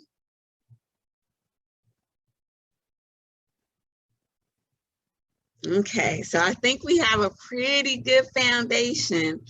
And of course, like I said, this is a very discussion heavy course. So either by volunteer or or request, we'll all get the opportunity to share over the next few weeks. So it's coming. Okay. It is coming. So when we look at our schemas, unfortunately, sometimes our coping behaviors can make the relationship worse. And by saying that, it just means, you know, not dealing with them, maybe trying to appease the other person that may be in this tug of war with us by not expressing those things. It can make the relationship worse. It can make it more difficult. You know, probably something you've experienced, Mr. Douglas, you know, in this last caring for your father, you know, not ever being able to have that conversation with him about how things were made it more difficult for you. You know, for him, he probably wasn't even aware in the last, you know, couple years or however long you were taking care of him. But for you, you were well aware. You know, it can be something that keeps you up at night when you're not getting what you need. And now I have to take care of this person who didn't give me what I needed. And so that definitely can be an ongoing struggle and make the relationship worse when you're not able to deal with those schemas. So an interpersonal problem can be recurring relationship problem. It can happen with relatives, friends, and loving relationships with your colleagues, with your peers. They're caused by maladaptive coping, which means unhelpful, unhealthy ways of dealing with stress. If we're not taught how to deal with stress, you know, like I grew up in a house where you better have a smile on your face, whether you happy or not. That's the house I grew up in. You know, you don't have an attitude. Your face better not look like you thinking about having an attitude. You are to be happy at all times. That's kind of, you know, how we grew up, you know, and God forbid you questioned, you know, your parents or you expressed to them how you were feeling. That could create an issue. And so from that, for a long time, I learned you don't express your feelings, how whatever's going on, you don't get to talk about it.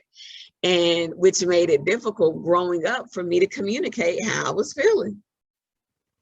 You know, and unfortunately, that's something that's very prevalent, especially in Black families.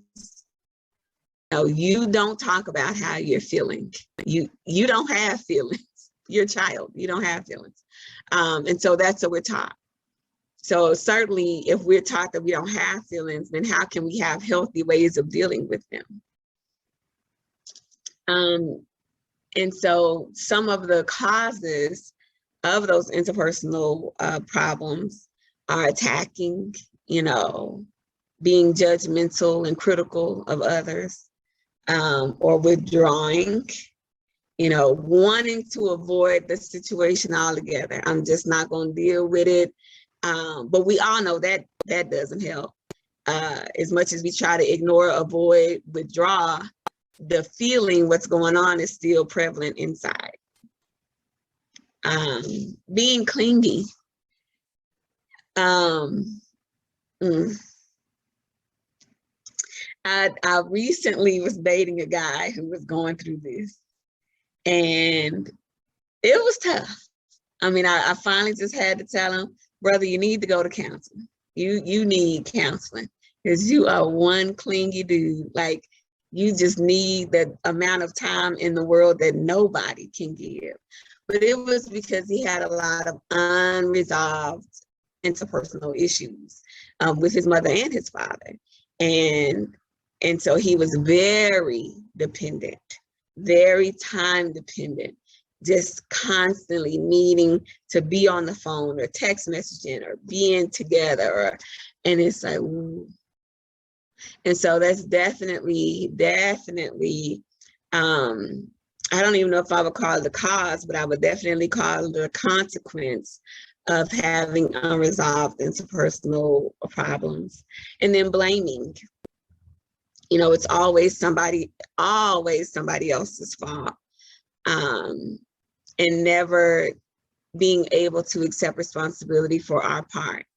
And yes, things are done to us. We get to control to some extent how we respond, especially over time. And that to me is the hardest part for most of the people that I have counseled, for myself. But it's something that hopefully we'll learn how to do over the course of the next few weeks. So schemas are maladaptive coping strategies, or habits reinforced by repetition. So we do the same thing over and over. You know, we're not going to get a different response, but we're doing the same thing over and over, hoping for a different outcome. They arise from a deeper level and almost unconscious. Like we don't even think about the fact of why we do what we do. We just do it because we've been doing it for so long. Schemas are deeply held core beliefs about who you are as a person and the nature of your relationship with other people. So here are some typical maladaptive coping thoughts. People are always leaving me. You know, the people are always leaving me. It's dangerous to trust people too much. And that can definitely come from not being able to trust those adults in our life that we should have been able to trust. So it's not that the feeling isn't valid, but now it's become a part of who you are and it's keeping you from trusting anybody. That is where the problem lies. No one really cares for me or gives me what I need. No one does, or is it particular people? There's something wrong with me. Well, what is it? What is the something? What can we actually address versus it's just something wrong with me? I don't belong anywhere. I can't take care of myself. I need someone to help me. And there are times in our lives when that's true. And there are times in our lives when that's not true. When we do have all we need to take care of ourselves, but because of what happened years ago, we still have that same thought and process mentality that I can't take care of myself. Somebody got to do it for me. I need somebody to take care of myself, take care of me, because I can't do it by myself. Other people's needs are more important than mine. I have to put them first.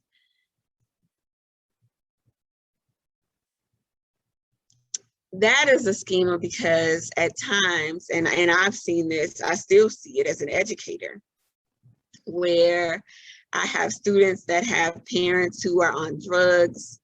And so they're taking care of themselves. They're taking care of baby brother, baby sister. They are putting the needs of everybody else before their own. And what happens when you don't deal with that particular schema is you grow up with that same mentality. Everybody else is more important than me. And so what happens, you don't take care of yourself. And that's not healthy. That is not healthy, to always take care of everyone else and not take care of yourself. Taking care of other people at the expense of yourself to the point where you won't be able to take care of them or you. That's not healthy. And we so often fall into that trap, especially if we have been raised in a situation where we did that, or we're in a relationship where we feel like the only way I can keep this person is if I do everything they ask for at the expense of myself. If I pay for whatever they want, you know, even if that means I'm broke, whatever I gotta do to keep this person, that's what I'm gonna do. And that's definitely not healthy.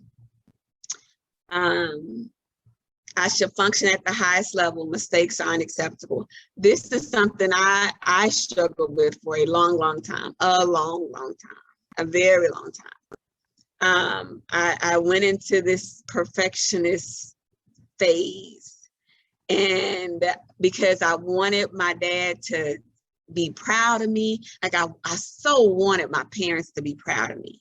So, I mean, I was playing basketball, I was in color guard, I was raising my sister's kids, I was doing everything, you know, because I so wanted that emotional connection. And I just felt like if I could just be perfect in everything, then I would get what I needed from my parents. That is not healthy. That's not healthy. That'll drive a sane person insane. And also because none of us are perfect. So mistakes have to be acceptable because we're all going to make them. But when you're under the mentality that everything has to be perfect, you're gonna drive yourself crazy. Only the best is good enough for me. So now we flip the script. That's that entitled, you know, I don't wanna work for nothing, but I wanna go buy that $15,000 purse. I can't put nothing in it after I get it, but I'm gonna buy it. Because why? Only the best is good enough for me. Yeah, but you can't afford that purse. You can afford it. There's something that happens when we enter into this phase of entitlement. And we see it with our kids sometimes, you know, they feel like, hey, daddy got it. So all we got to do is ask for it because daddy got it and he gonna give it to me because I'm his kid. Not because they done did some extra, not because they passed in all the classes in school, but just because. That is the sense of entitlement, and it can get ugly real fast. It can get ugly real fast. And sometimes that happens because you feel like, well, that person is not giving me what I want or what I need, so they should be giving me what I want, and they should give me what I want all the time. And that's just not realistic. I'm going to fail at what I do. I often, like I said, right now I have about 150 students at the high school that I teach. And, you know, class after class, in every class, I always have one that seems to have that mentality. Miss, I can't do this. I can't do this. Miss, it's too hard. Miss, I don't know if I'm gonna pass this class, Miss. And it's every time. And every time I have to say, well, why do you think that? If you have a failure mentality, that comes from somewhere. Is it your parents telling you you're not gonna be able to do it? Is it you telling you you can't succeed? Is it something that has happened to you that has told you that? Like, where is this thought process coming from? Because they really are connected to it. And it really is because they keep saying they're gonna fail, that they fail. Not because they can't do the work. So where does that come from? Where does that thought of, I'm going to fail at what I do come from? And sometimes it does come from our parents. I remember, oh y'all, I wanted to go to a HBCU so bad. Oh, I wanted to go to HBCU so bad. In particular, I wanted to go to Grambling. I wanted to dance. I did. And my mama told me I was too short. She was like, girl, you too short. You ain't gonna be able to dance. The girls, they have dance on the dance team. They 5'8" and higher. And so, of course, my hopes and dreams was dashed. I mean, I had been in color guard all through high school, played basketball. Like, I knew I was ready. She's like, no. And it was even worse when I met girls who danced and they were shorter than me. And they was like, where do you think you get a whole bunch of black women, black girls that's 5'8" and taller? I said, Mom, why you do that? Now, of course, it took me some years before I asked her. But I was like, why you do that? It really, for me, not only said, you're not going to succeed in this, but you're not going to succeed in nothing. It's amazing how that one seed of doubt can be planted and it sprouts up in so many areas of our life. And so we start thinking, and I'm gonna fail. I'm not gonna be able to do this. Now, these are some ones that I love. So I love teaching at the Epps School of Ministry, because you can't say this kind of stuff, you know, in the secular school. The Lord know my heart. He know it. The Lord know my heart. That's a schema. Yes, the Lord know your dirty, stanky, nasty heart. He do. Now let's stop using it as a reason why we're not getting things accomplished. He know it. I'll just pray about it. I'll just pray about it. That's all I'm gonna do is just pray about it. Even though we know that faith without works is dead, being alone, I'm gonna just pray about it because I don't want to do no work. Like, I want to have a better relationship with other people, but I don't want to do the work to get there. Oh no, I just pray about it and leave that to the Lord. Ain't that what we do? But we've grown up hearing that. So now we've taken that in, and now that's become one of our schemas. That's just how I am. It's just how I am. So it's okay. That's how I am. That's how my daddy was. That's how my mama was. So that's how I'm gonna be. Those things. And I'm sure y'all can think of some schemas that, you know, it's like, ooh, oh, yeah, that's what they are. They are deep rooted, they are deep seated, and that's how I respond to my interpersonal problems. You know, somebody say, well, every time I see you, you look mean, girl, what's wrong? That's just how I am. Okay. But yet you want to be effective in ministry. But every time I see you, you look like you sucking on a lemon. But that's just how you are.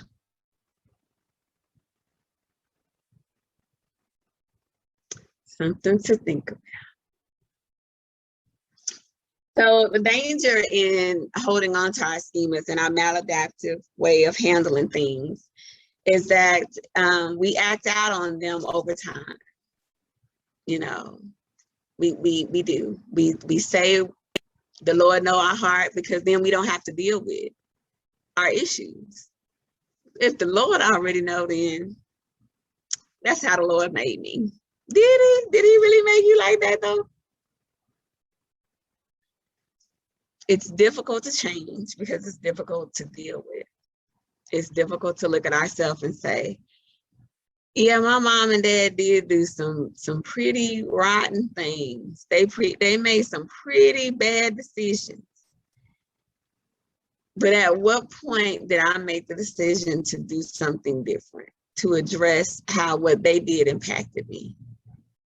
That's the hard part. One of the things that I am divorced. My ex-husband was very abusive, and we were married for 2 years.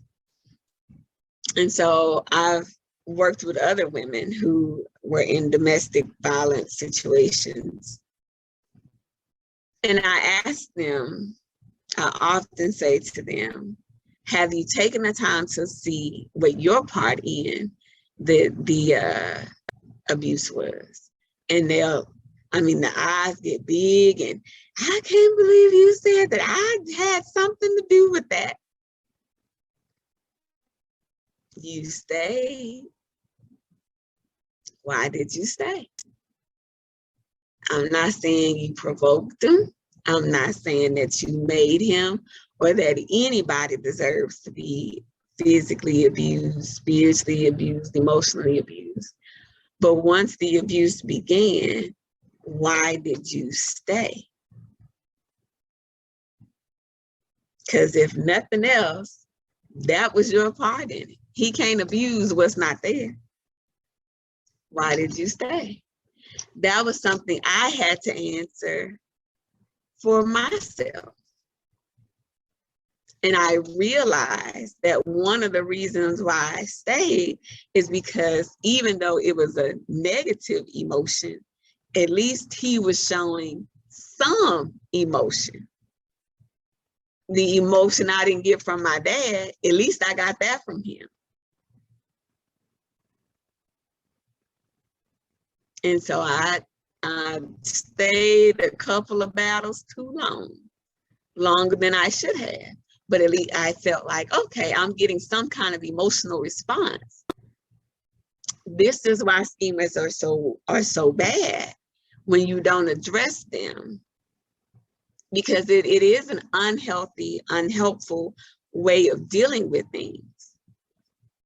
It would have been better for me to say, Dad, I'm not getting what I need from you emotionally, than to at 18 go marry a man who could only show negative emotion and was violent and abusive.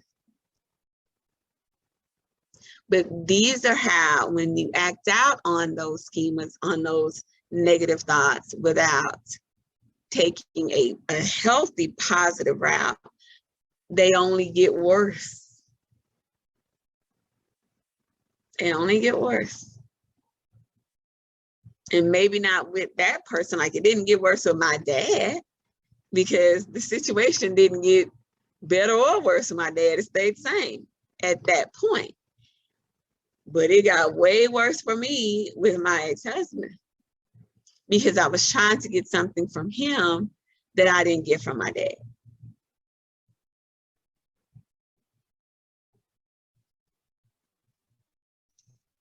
They definitely guide your behavior and how you interpret others' behavior. So this is why this course is so important when we talk about ministry and helping other people. So vitally important. As a counselor, and especially when I work for the drug court and the city attorney's office, I dealt with countless men and women who had some pretty severe substance use disorders. And I would go do their interview most of the time in jail, sometimes at a trap house. I would go pick them up with the police officer and, you know, say, okay, the judge has issued a warrant for you to come into this program or go to jail. And on the legal side of things, yes, they were violating the law. But as a counselor who had been in rehab and been in recovery, my perspective of them was very different. Because what you understand is, and this is important for any lay minister, any counselor, the drug is not the driver of the bus. The maladaptive behavior, the trauma, whether it's PTSD, abuse, neglect, that's what's driving the bus. The drug, the alcohol, the gambling, the sex, those are just symptoms of the unresolved issue. Those behaviors are because of what's going on that hasn't been addressed. And that's vitally important to get to that, to the heart of the matter. If you go to a young lady and say, oh, you need to cover up. You can't come to church like that. That may be all she knows, because that's how she gets the attention that she needs. So you have to get to the root of the cause. What is it about you that feels like all you can do is show off your body? What is that about? And asking those questions versus assuming or starting with the surface level symptoms instead of getting to the heart of the matter, which is she has some self-esteem issues, she got some coping issues, and it's reflecting in how she dresses. You see others in perspective of your schemas. noticing their negative words and actions that reinforce your schemas, and filtering out anything that contradicts your core beliefs. So when you run into somebody that reminds you of the person or persons that neglected you or harmed you, you may want to treat them differently.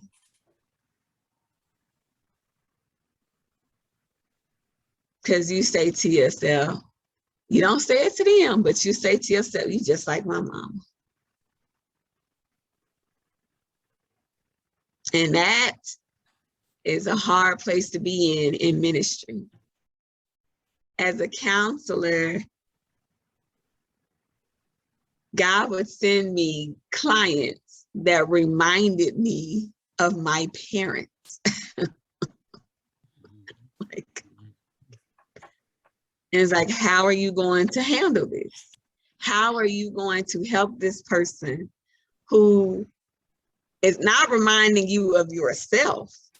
Because it's easy to help people who have the same issues as we do. Because then we get to say, I've been through that same thing. But what about when they are the person who committed the harm?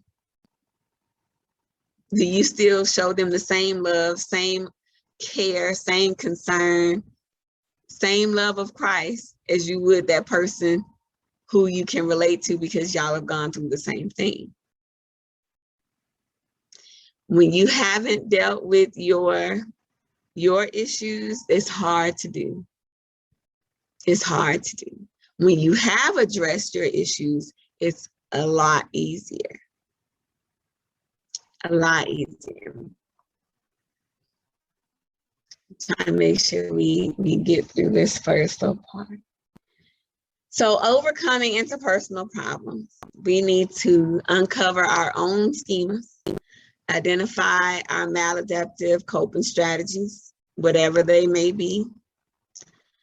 I have a friend right now, her husband, I absolutely adore him, but they are going through some pretty tough times, and he has gone to drinking.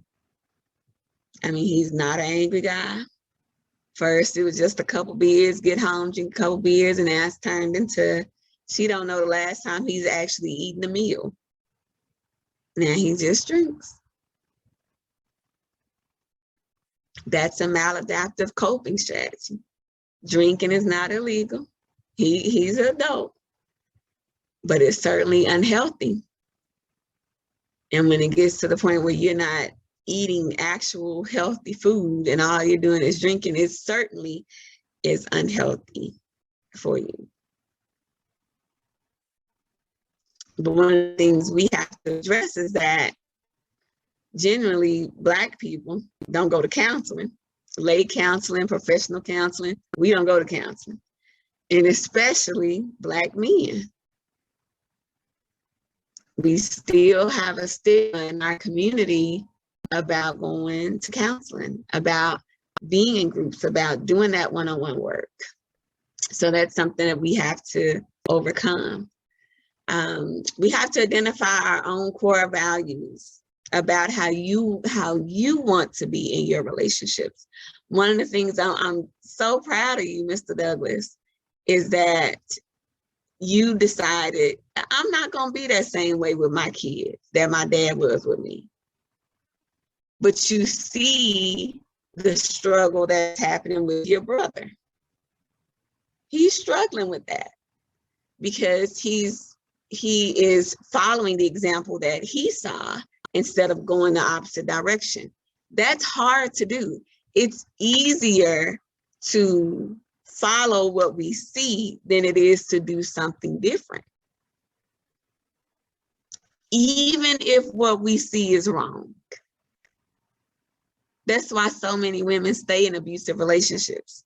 If they grew up in a house where there were abusive relationships, they are more likely to get in an abusive relationship and stay in it because it's what they saw. So when I have women say, well, I'm staying because of the kids.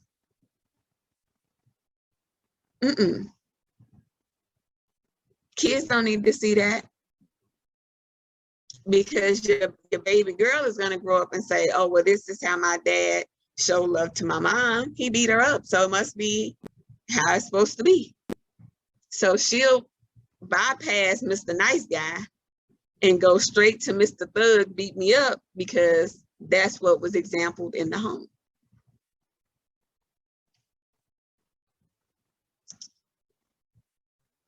Learn to observe and accept schema pain without acting on it. Recognizing, okay, this is hurtful to me. Having those interactions that remind you of a past hurt, a current hurt. Being able to say, you know what, that hurts me. I recognize it. I'm gonna go write about it in a journal. I'm gonna go walk. I'm gonna go do something healthy, but I'm not gonna act out in anger on it. Learn to distance yourself from painful schema-driven thoughts, and then turn your values, who you want to be in your relationships, into action. Because it's not just enough to identify what the issue is, but you got to be willing to address it and then do something different. It's like, okay, I understand that these things that happen to me hurt me, but now it's time to make the decision to do something different. And when you're working with people who they want to come to you, they want to talk, they might even be willing to identify what the issue is. But when they go back into those schemas of, well, that's just how I am. That's just how it's gonna be. That's just how my mama is. The Lord know my heart. Then they're not willing to make any change. It's gonna be a tough road to hoe. You've got to be able or willing to take action. You got to be willing to identify, and you got to be willing to take action.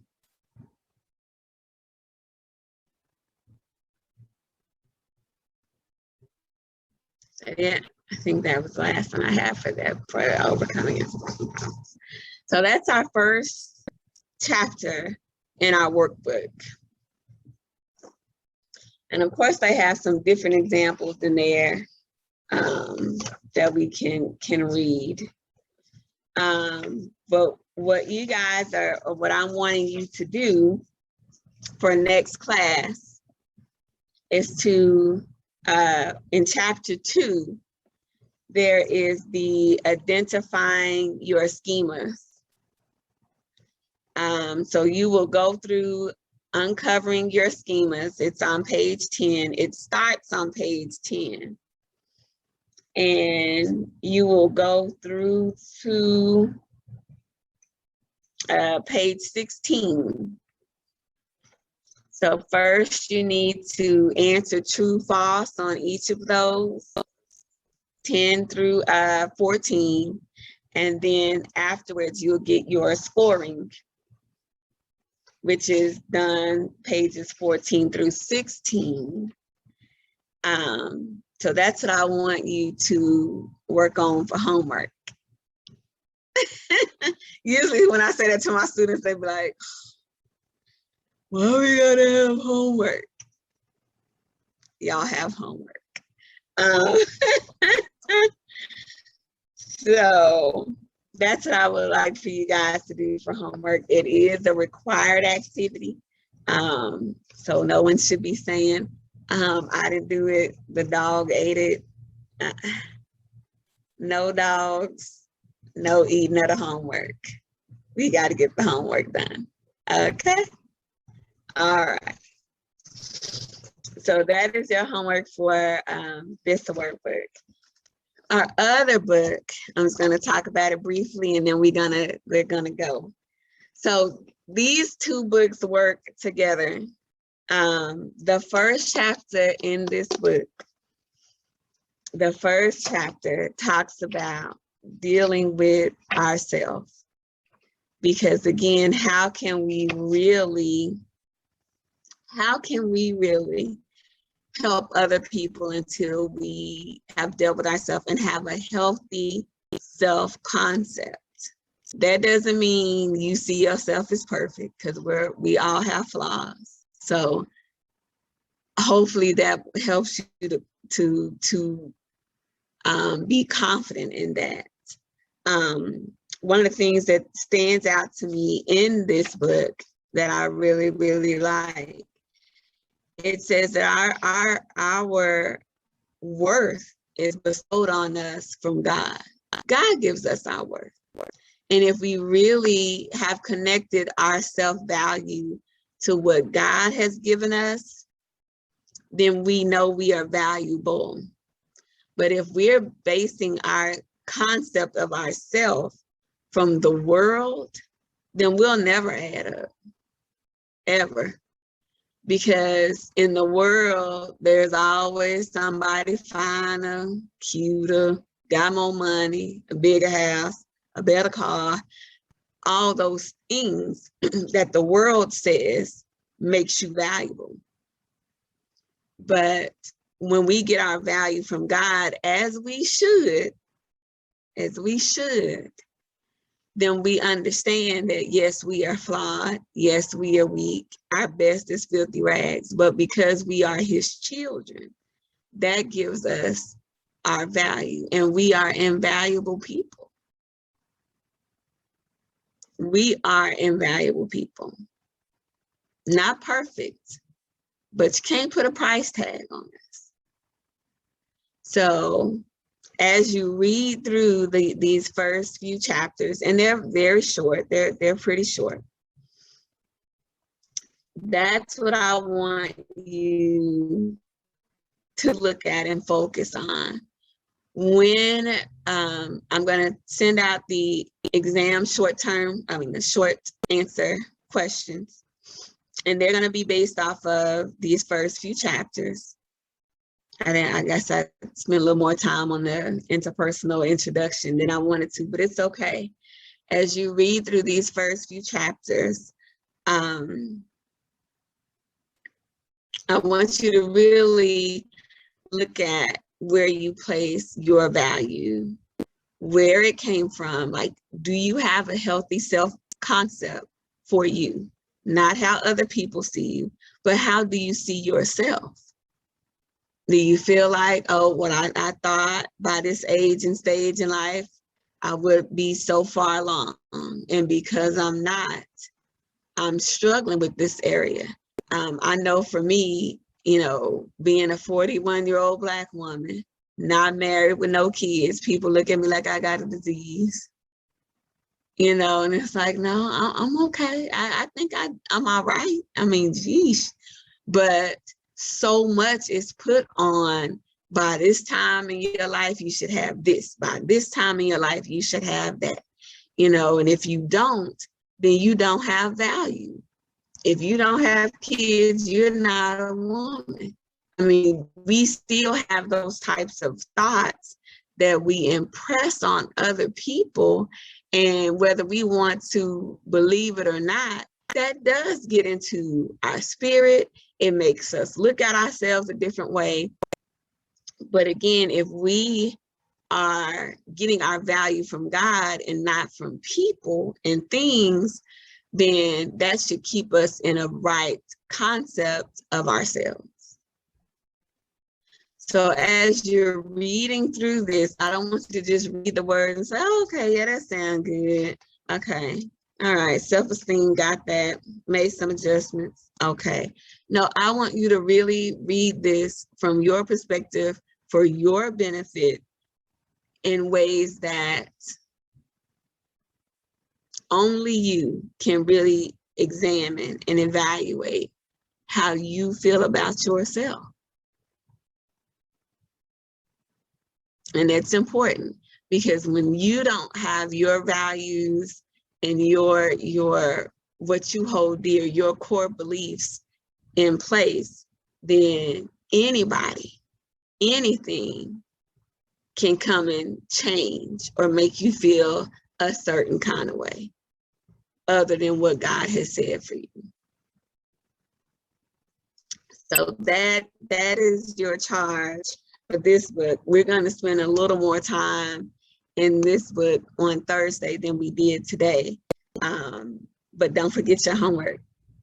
And I will send out those exam questions for you so you can have them submitted by Thursday at 11:59 p.m. my time. I'll give you 1 extra hour. We only have a few minutes left tonight. Anybody have any prayer requests before we exit out?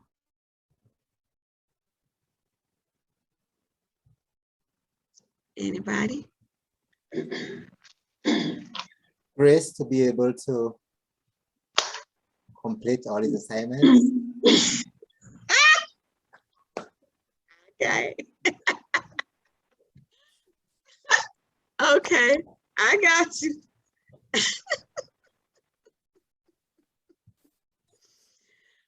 Especially the Anybody reading else? part. Especially the reading, yeah. I'm with you. I know it may seem like a lot, but it's easy reading. I feel like it's easy reading. Hello, good night. Same thing, same request. Hello. Okay. We can hear you. Okay, you can hear me. Well, ask for the grace to be able to complete the race, Okay. to end the race perfectly and excellently. Amen. Indeed. Indeed. See, tonight wasn't too rough, was it? It wasn't too rough. Okay. No, sometimes that's the trick, to give us an easy first night.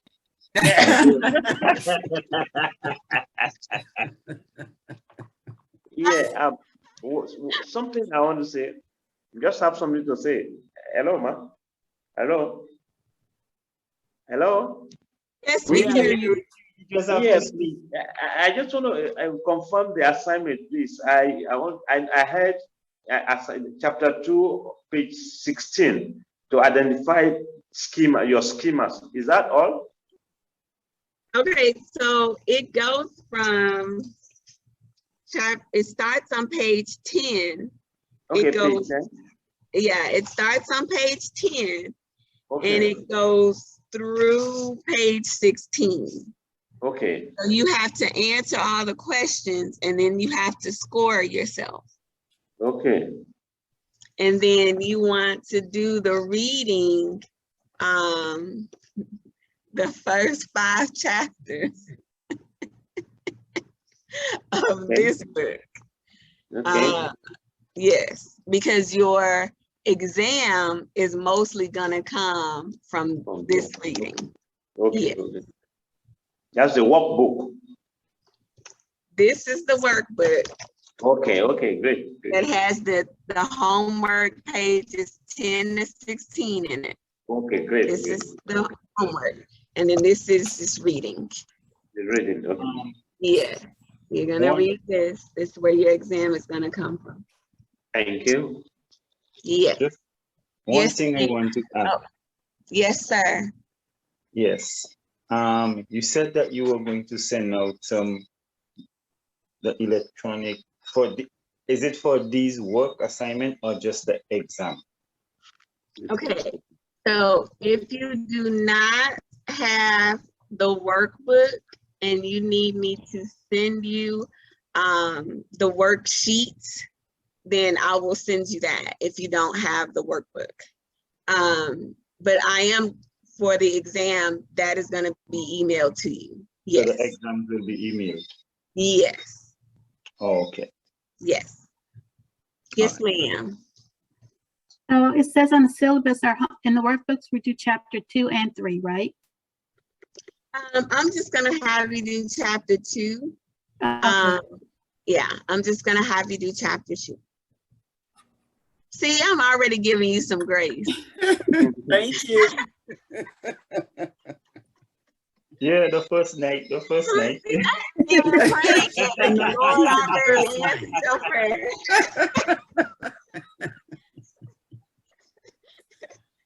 said, okay. He already answered your prayer. Any other questions or concerns? Okay, I'm gonna pray because I don't want Dr. Raymond to say, "Oh, y'all started late and you left late." Just one comment though. Okay. Because the word, what is it again? Schema. Yes. So yes, the word schema here was a very new word to me. And so whilst you were going through, I just tried to Google it, and to me, they didn't really do justice compared to the perspective that you gave. But I believe that I'll just continue to do some more reading on it. And I guess we'll get it. I'll get it through. Indeed. It is actually, I mean, of course I've been through this class when I was working on my counseling degree, but it had been a while since I taught it. And so I was like, oh yeah, there's that word. And it's not something that you use often, you know, it is something that's more germane to the counseling field. So you probably, you know, wouldn't, like, I don't use it with my clients. What are your schemas, you know? But on this side of things, you know what you mean. But on their end, you just say, well, what are your problems? What are your issues? You know, the schema is the, I guess, more technical term. But yeah, it's not one I used often, but for this class, it's a biggie. Yeah. All hearts and minds clear? Okay. Good night again. I'm gonna pray and we'll be done for tonight. Lord, we come to you just again thanking you for this opportunity of training and of listening to you, Lord. We thank you for helping things become more clear for us. We thank you for the openness, and we thank you, God, for the healing that has already begun. We thank you for the ministry you have called us to, individually and collectively. We know we cannot do it without you. We ask, Lord, the students ask for grace on their assignment. So I pray, Lord, that you help the assignments come to them in understanding and wisdom to make learning easy for them. And we just thank you. We thank you for every person, great and small. I pray that you give them sweet sleep, Lord, them and their families, God. In Jesus' name I pray, amen. Amen. All right. I will see y'all on Thursday, 6 o'clock Central Standard Time. Central Standard, not Pacific. Thank you. No, not Pacific. Pacific All will be right. sleeping. Okay. Good night. Good night. Good night. Bye. Blessings. Great class. Great class. Thank you. Yes, indeed. Thank you, Reverend. Thank you. God bless you. Thank you. And do end the meeting for all. Yeah, okay, I got it. Don't leave me yet. Hold on. Okay. Okay. Where is my? It should be bottom right. And then when you click leave, you should see a end the meeting for all. Get out of the share mode. Okay. You'll see leave first, but when you click the leave, then you'll see the end the meeting for all. Okay, so now I'm still recording. Do I need to stop recording? No, it's going to do that automatically. When okay. Uh-huh.